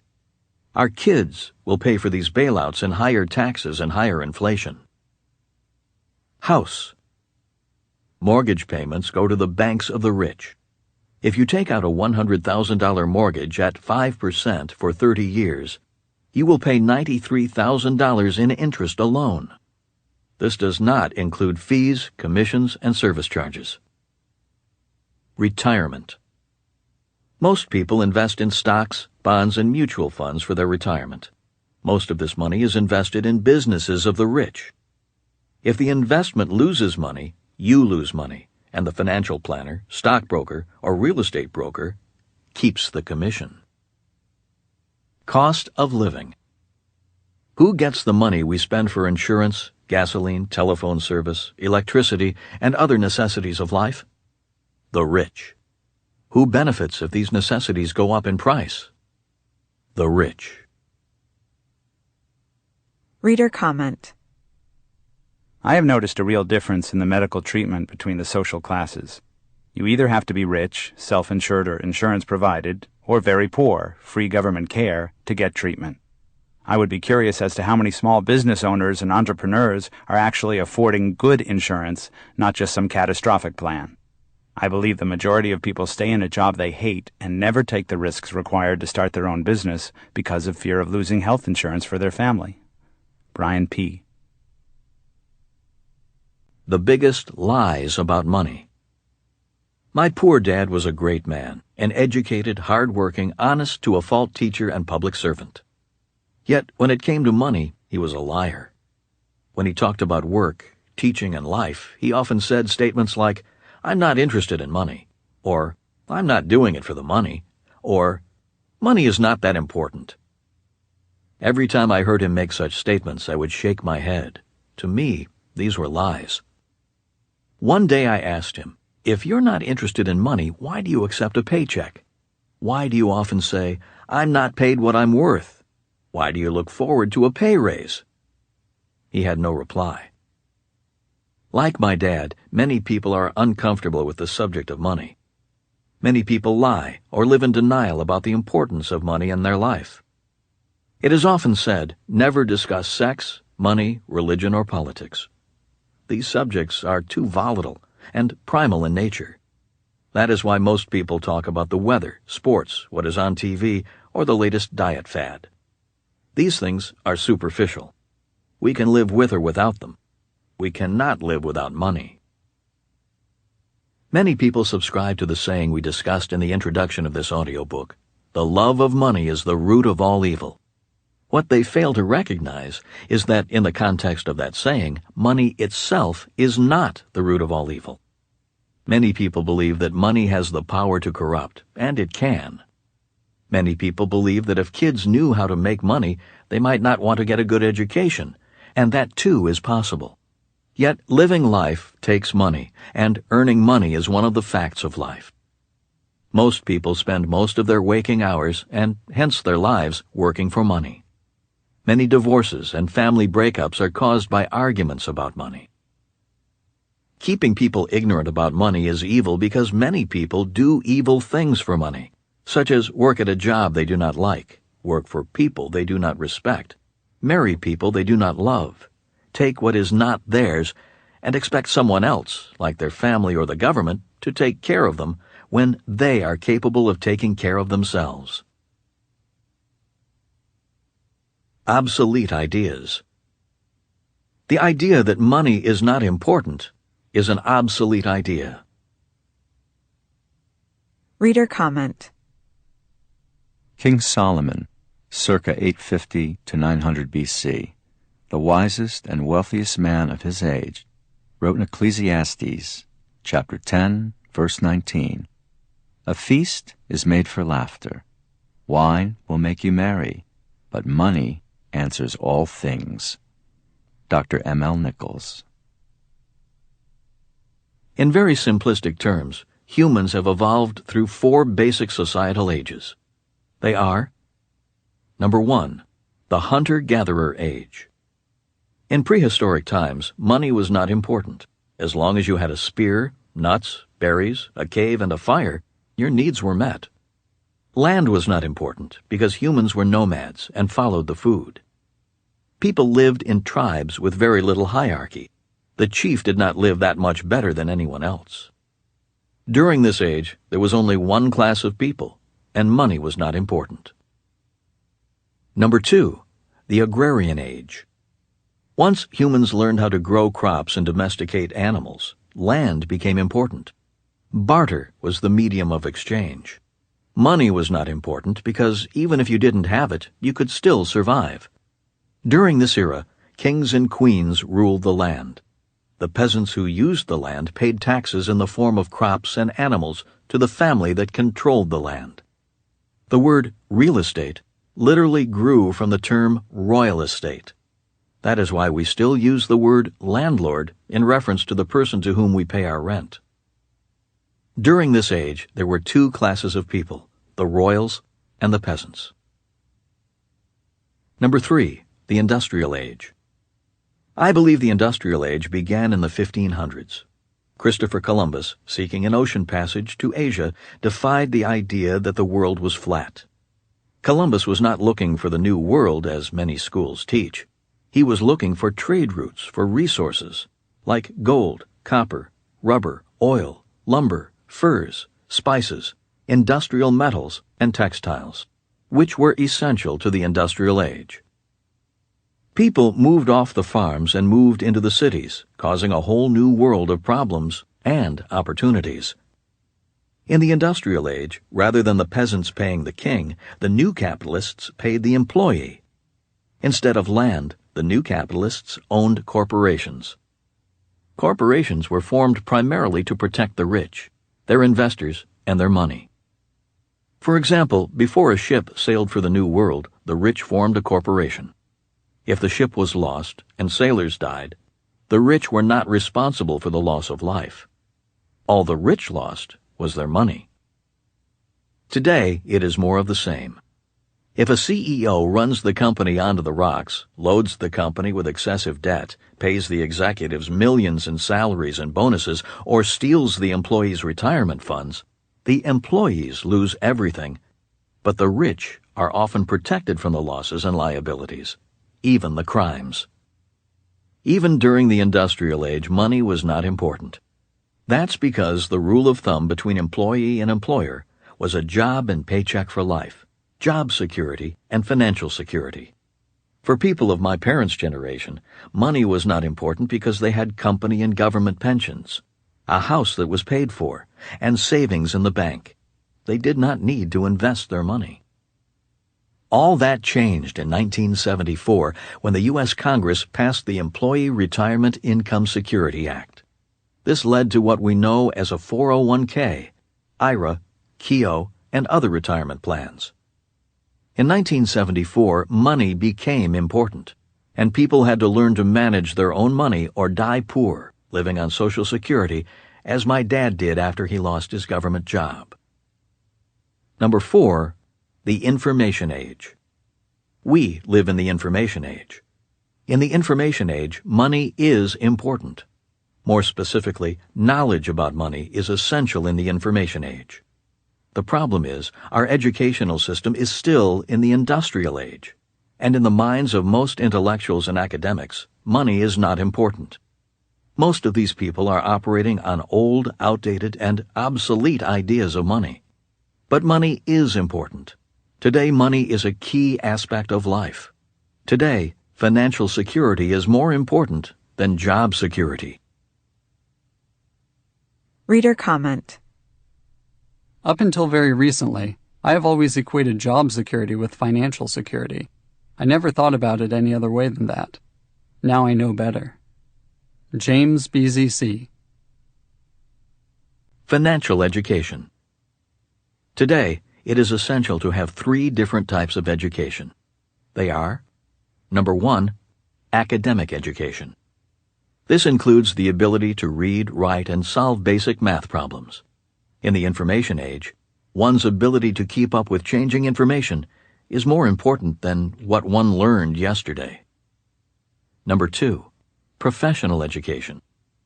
This is knowledge of a trade in which to earn money. For example, one goes to medical school to become a doctor, or to a police academy to join the police force. Today, it takes much more professional education to be financially successful. In the information age, professional education is essential to job security. Number 3, financial education.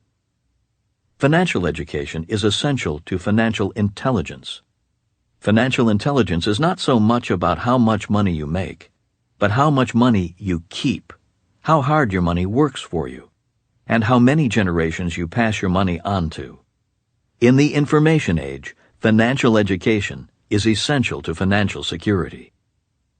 Most school systems do a pretty good job with academic and professional education. They fail when it comes to financial education. Why financial education is important in the information age. We also live in a world of information overload. Information is everywhere. On the internet, TV, radio, magazines, newsletters, computers, cell phones, schools, businesses, churches, billboards, and so on. Education is essential to processing all of this information. That is why financial education is important. Today, financial information is coming at us from all directions. Without financial education, a person is less able to process financial information into personal meaning. For example, when someone says a stock has a PE of 6, or that a piece of real estate has a cap rate of 7%, what does that mean to you? Or when a financial planner says the stock market goes up an average of 8% a year, what does that make you think? Maybe you ask, is that information true? And is 8% a year a good or bad return? Again, without education, a person cannot translate information into personal meaning. Information without education is limited in value. This audiobook is dedicated to adding to your financial education by teaching you the new rules of money and how the new rules affect your life whether you realize it or not. New rule number 1. Money is knowledge. The first new rule of money is knowledge. Today, you do not need money to make money. You simply need knowledge. For example, if a stock is priced at $100 on some stock exchanges, you can short that stock, which means sell shares that you do not own. For instance, let's say I borrow 1,000 shares valued at $100 from the exchange, sell them, and put $100,000 in my account. Then, the stock falls to $65 and I go back to the exchange, purchase 1,000 shares for $65,000, return for a full refund the 1,000 shares I borrowed at $100 a share, and keep the $35,000 difference, less fees, commissions, and transaction costs. That is, in essence, what it means to short a stock. To make this money, all I needed was knowledge. First, I needed to know that the concept of short selling existed, and second, I needed to know how to use the method. I can do similar transactions in business and in real estate. As this audiobook progresses, I will use similar examples of money being made out of nothing but knowledge. Many of these examples will be real-life transactions that I've personally completed.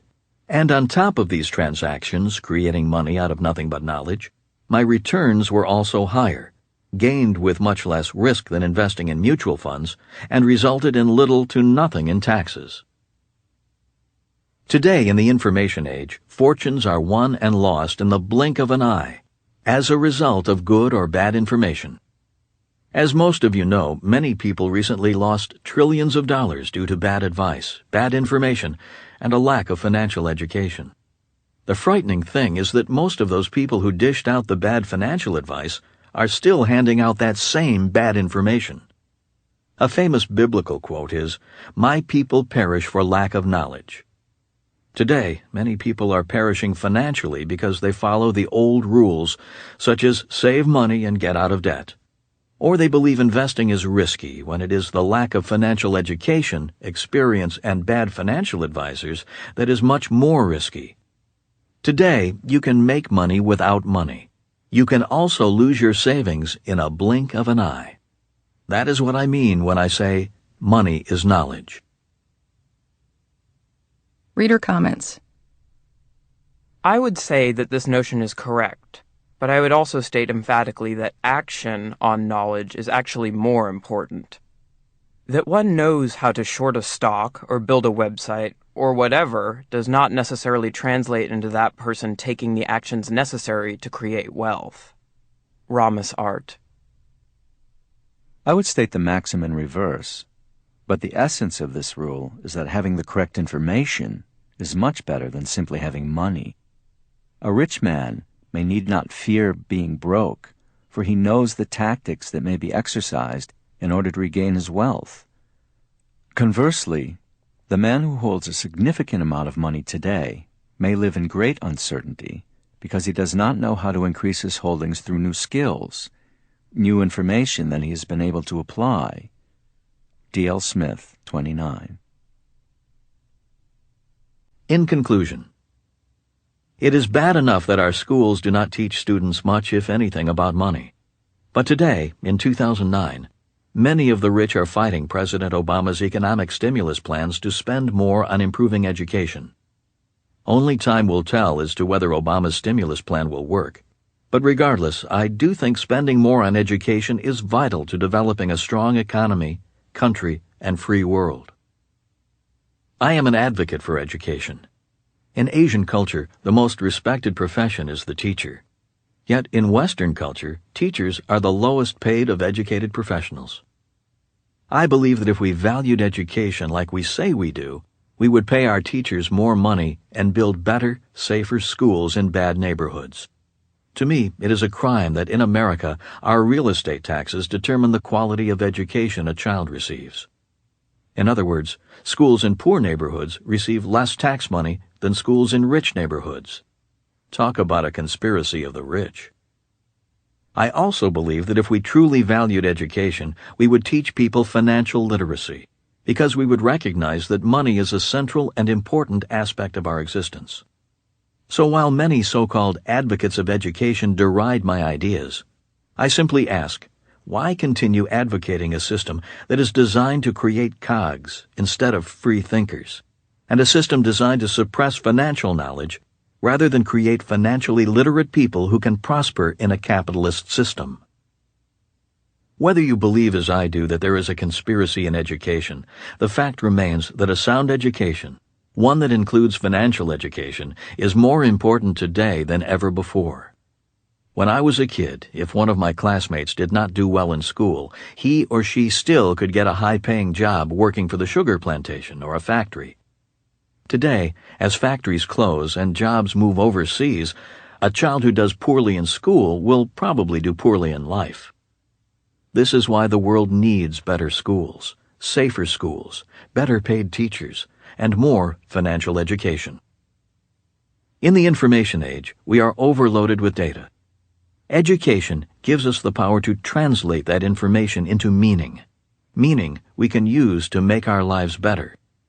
Give us the power to solve our own financial problems rather than expect the government to solve our problems for us. Stop the bailouts and all the handouts. It is time to put an end to the conspiracy of the rich. It is time to teach us how to fish. Chapter 3. The Conspiracy Against Our Money. The bank never goes broke. The bank never goes broke. If the bank runs out of money, it may issue as much more as may be needed by merely writing on any ordinary piece of paper. Rules from the game of Monopoly. The day the dollar died. On August 15, 1971, the U.S. dollar died. On that day, without authorization from Congress, President Nixon severed the relationship between the U.S. dollar and gold, and the dollar became monopoly money. After that, the biggest economic boom in history began. Today, in 2009, as the global economy collapses, central bankers of the world are creating trillions of dollars, yen, pesos, euros, and pounds by following monopoly's rules for bankers. The problem is that monopoly is just a game. Applying monopoly's rules in real life is a recipe for the destruction of society as we know it. As the noted English economist John Maynard Keynes once said, "There is no subtler, no surer means of overturning the existing basis of society than to debauch the currency." The process engages all the hidden forces of economic law on the side of destruction, and it does it in a manner which not one man in a million is able to diagnose.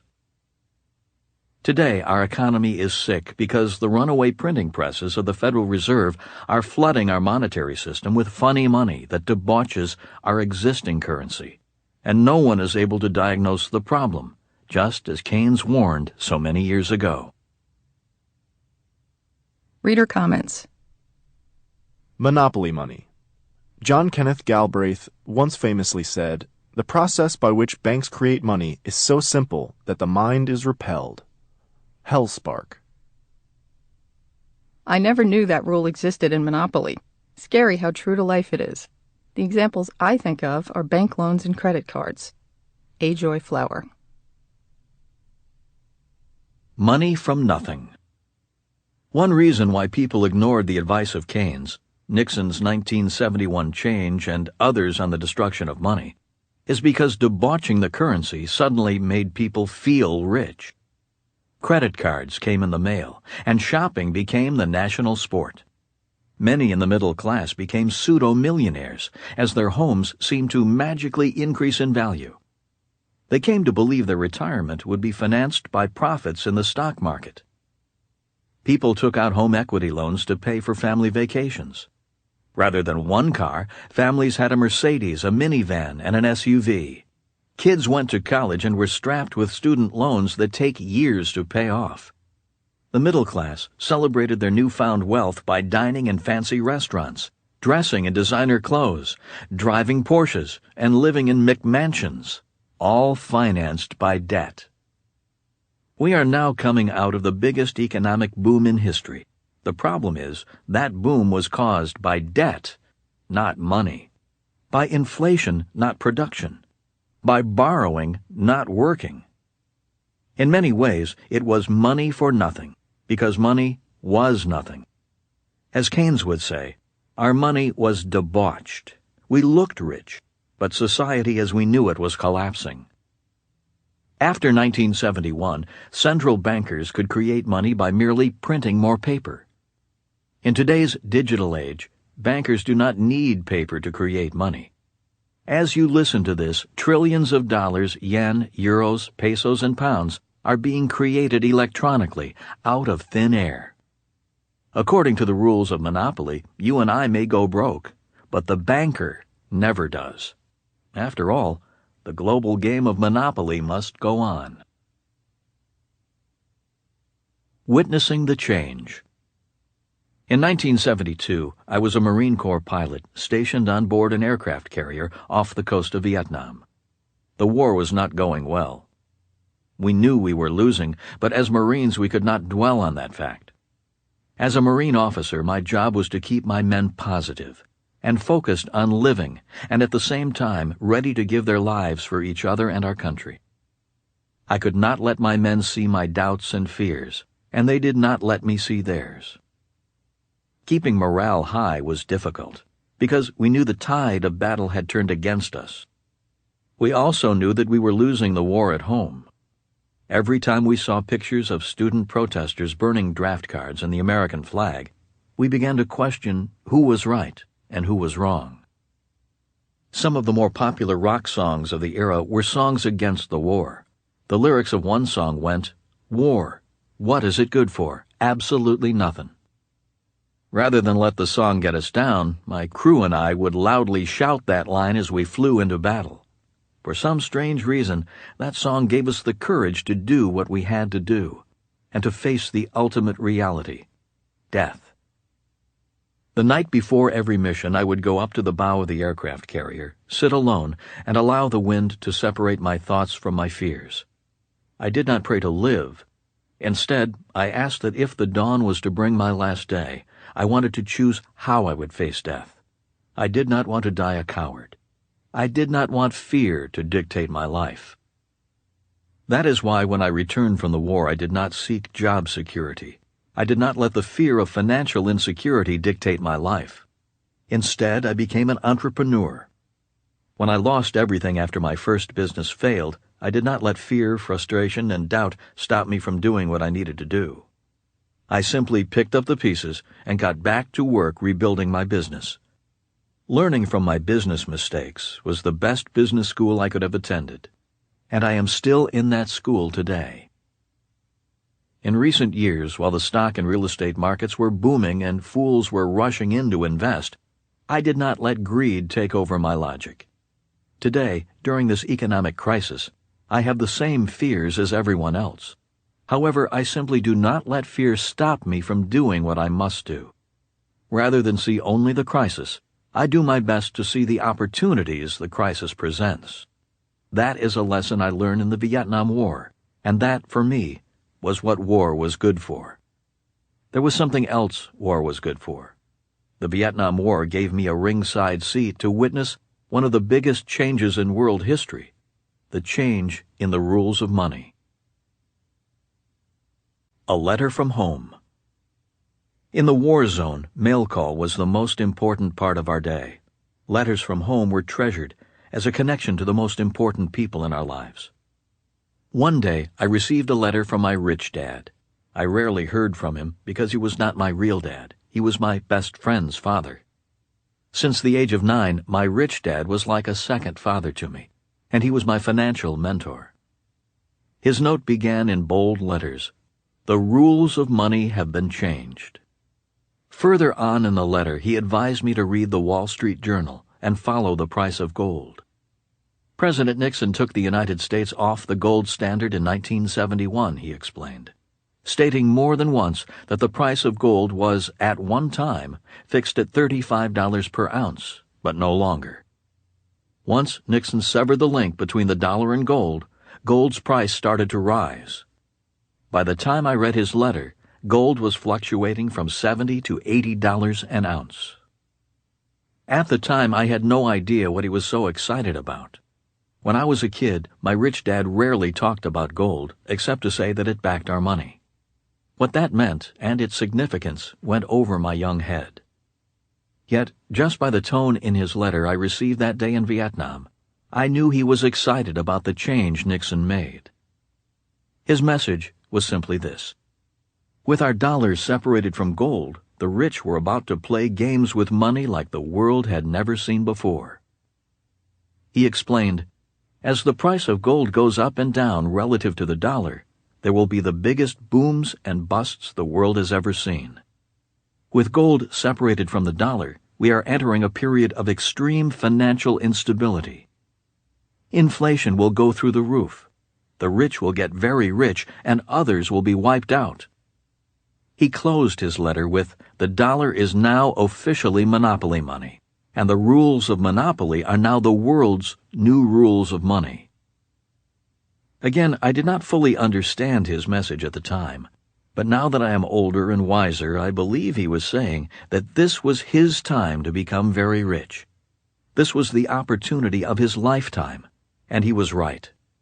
My rich dad became very rich while the economy boomed. My poor dad clung to job security and missed the biggest boom in history. Finally, reading the rules. A few days later, I went to the officers' lounge, found a well-worn game of Monopoly, and took up a game with a group of pilots. Since I had played the game countless times, I did not bother to reread the rules. But as the game went on, I recalled Rich Dad's words about the rules of Monopoly being the world's new rules of money. Thumbing through the rules book, I came across the rule Rich Dad referred to. It stated, "The bank never goes broke. If the bank runs out of money, it may issue as much more as may be needed by merely writing on any ordinary piece of paper." Today, thanks in part to my Rich Dad's simple warning, I know why we have a massive global financial crisis on our hands. For the rich and powerful, the rule change meant they could print money on any ordinary piece of paper. Our money had been debauched. Prior to 1971, our money was golden because it was backed by gold. Today, our money is toxic, making the people and businesses of the world very sick. It is like drinking polluted water and wondering why you feel ill. By changing the rules of money, the rich could legally steal our wealth via the money system itself. Real-life education begins. In 1972, I followed my rich dad's advice and read the Wall Street Journal religiously, looking for articles about gold. Thus began my education on gold and its relationship to money. I read every article I could find on the subject. But I didn't have to just read to learn these important lessons. Practical examples were on display all around me. One day I flew from my aircraft carrier to a small village outside of Da Nang, a major city in South Vietnam. Having a few hours to spend before we were scheduled to return to the ship, my crew chief and I walked into the village. He wanted to buy mangoes and papayas, exotic fruits we did not get back on the ship. After selecting an assortment of fruits, he reached into his flight suit pocket and pulled out a wad of piastre, the paper money of South Vietnam. "No, no, no," said the fruit vendor, waving her hand. She was letting us know she would not accept P, as the money was often called. My crew chief then pulled out a $50 bill and handed it to her. She reluctantly took the bill, scowling as she inspected the greenback suspiciously. Finally, she said, "Okay, you wait," and ran to another stall, transacted something, ran back, and handed my crew chief the bag of fruit. "What was that all about?" I asked my crew chief. "She's getting ready to run," he replied. "She's planning to leave the country." "How do you know?" I asked. "She is choosy about her money," he replied. "She knows her country's money, the piastre, is worthless. Nobody outside of South Vietnam will accept it. Why would anyone accept the money of a country that will soon no longer exist? She also knows the U.S. dollar is dropping in value as the price of gold rises. That's why she ran to the other stall to change my money for gold." Walking back to the helicopter, I said, "I noticed she gave you change in piastre." "I noticed that too," my crew chief said, smiling. "I have a bag of fruit and a pocket full of peas, and she has gold. She may be just a fruit vendor, but when it comes to money, she's no fool." 3 weeks later, my crew chief and I were flying north in search of an ancient gold mine, hoping to buy some gold. I thought that I could buy gold for a better price behind enemy lines. Risking my life and the lives of my crew, I found out that regardless of where I am in the world, the price of gold is the same. My real-world education in the new rules of money and the relationship between monopoly money and gold was underway. Public concern. In 2009, as the economy worsens, there will be growing unrest. Even now, people know something is wrong. The problem is that they don't know what is wrong exactly. Again, as John Maynard Keynes said, the process of debauching currency engages all the hidden forces of economic law on the side of destruction, and it does it in a manner which not one man in a million is able to diagnose. Today, people do what they have been taught to do. They go to school, work hard, pay their bills, save, invest their money in mutual funds, and hope that things will return to normal. That is why everyone is clamoring for his or her share of the bailout. Few people realize that the root of our problem is our money, the very thing they work for and hang on to. Few people realize that those who control the money supply want us to need more and more of their toxic money. The more we need money, the more money they can print. The more we need money, the weaker we become. The more we need money, the more we're headed towards socialism. Rather than teaching people to fish, the government gives people fish, and people become dependent upon government to solve their money problems. Don't bank on it. Ironically, the world is looking to the Federal Reserve and the U.S. Treasury to solve our money problem, even though those institutions are causing the problem. As we've discussed in this audiobook, the Federal Reserve is not federal, and it is not American. The Fed is owned by some of the richest families in the world. The Federal Reserve is a banking cartel, just as OPEC is an oil cartel. Few people realize it has no reserves because it has no money. It does not need a big vault to hold money. Why do you need to store money when monopolies' rules for bankers apply? The Federal Reserve Bank is not a bank. That idea is as illusionary as our money. Some people say the creation of the Federal Reserve was unconstitutional. They think the Fed's creation has harmed the world economy, and it has. There are others who say that the Federal Reserve System is the best thing that has ever happened to the world. They say that it has helped bring wealth to the world like never before. And it has. It does little good to question the motives of the Federal Reserve's founders. The reality is that today the Fed runs the game. Rather than ask what President Obama is going to do about the economic crisis, it is better to ask yourself, what am I going to do? Rather than ask if the $1 trillion stimulus package will work, it is smarter to ask yourself, where does that $1 trillion come from? Is it sitting in someone's vault? In very simple terms, the central banks of the world can only do two things. They are, number one, create money out of thin air, just like the rules of monopoly allow, something they are doing today by the trillions. And number two, lend money they do not have. When you borrow money from a bank, the bank does not need to have that money in the vault. The zero-sum game. Historically, every time governments have printed their own money, fiat money, that money eventually reverted to its true value, zero.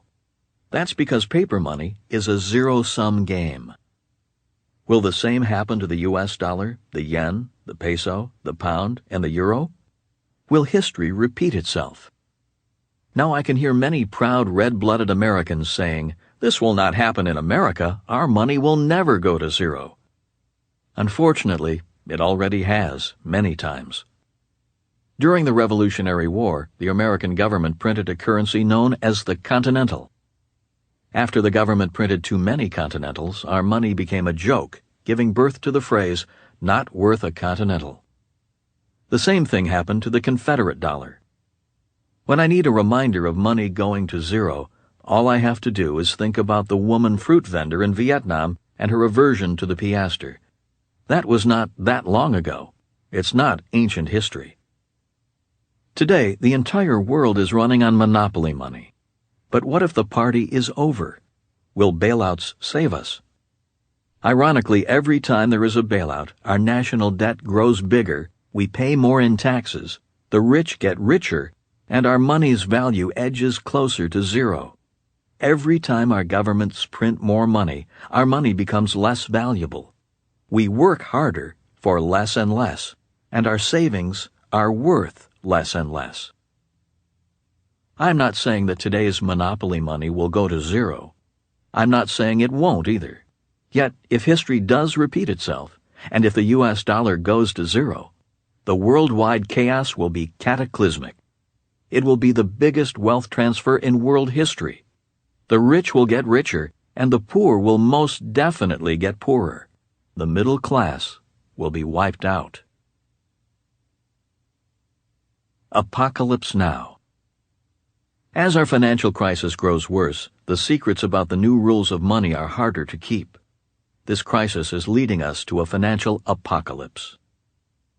For many religious people, the word apocalypse is often used to refer to the end of the world. This is not the type of apocalypse I am referring to. The word apocalypse comes from the Greek word meaning lifting of the veil. It is a term applied to the disclosure of something hidden from the majority of humankind. Simply said, apocalypse means secrets are being revealed.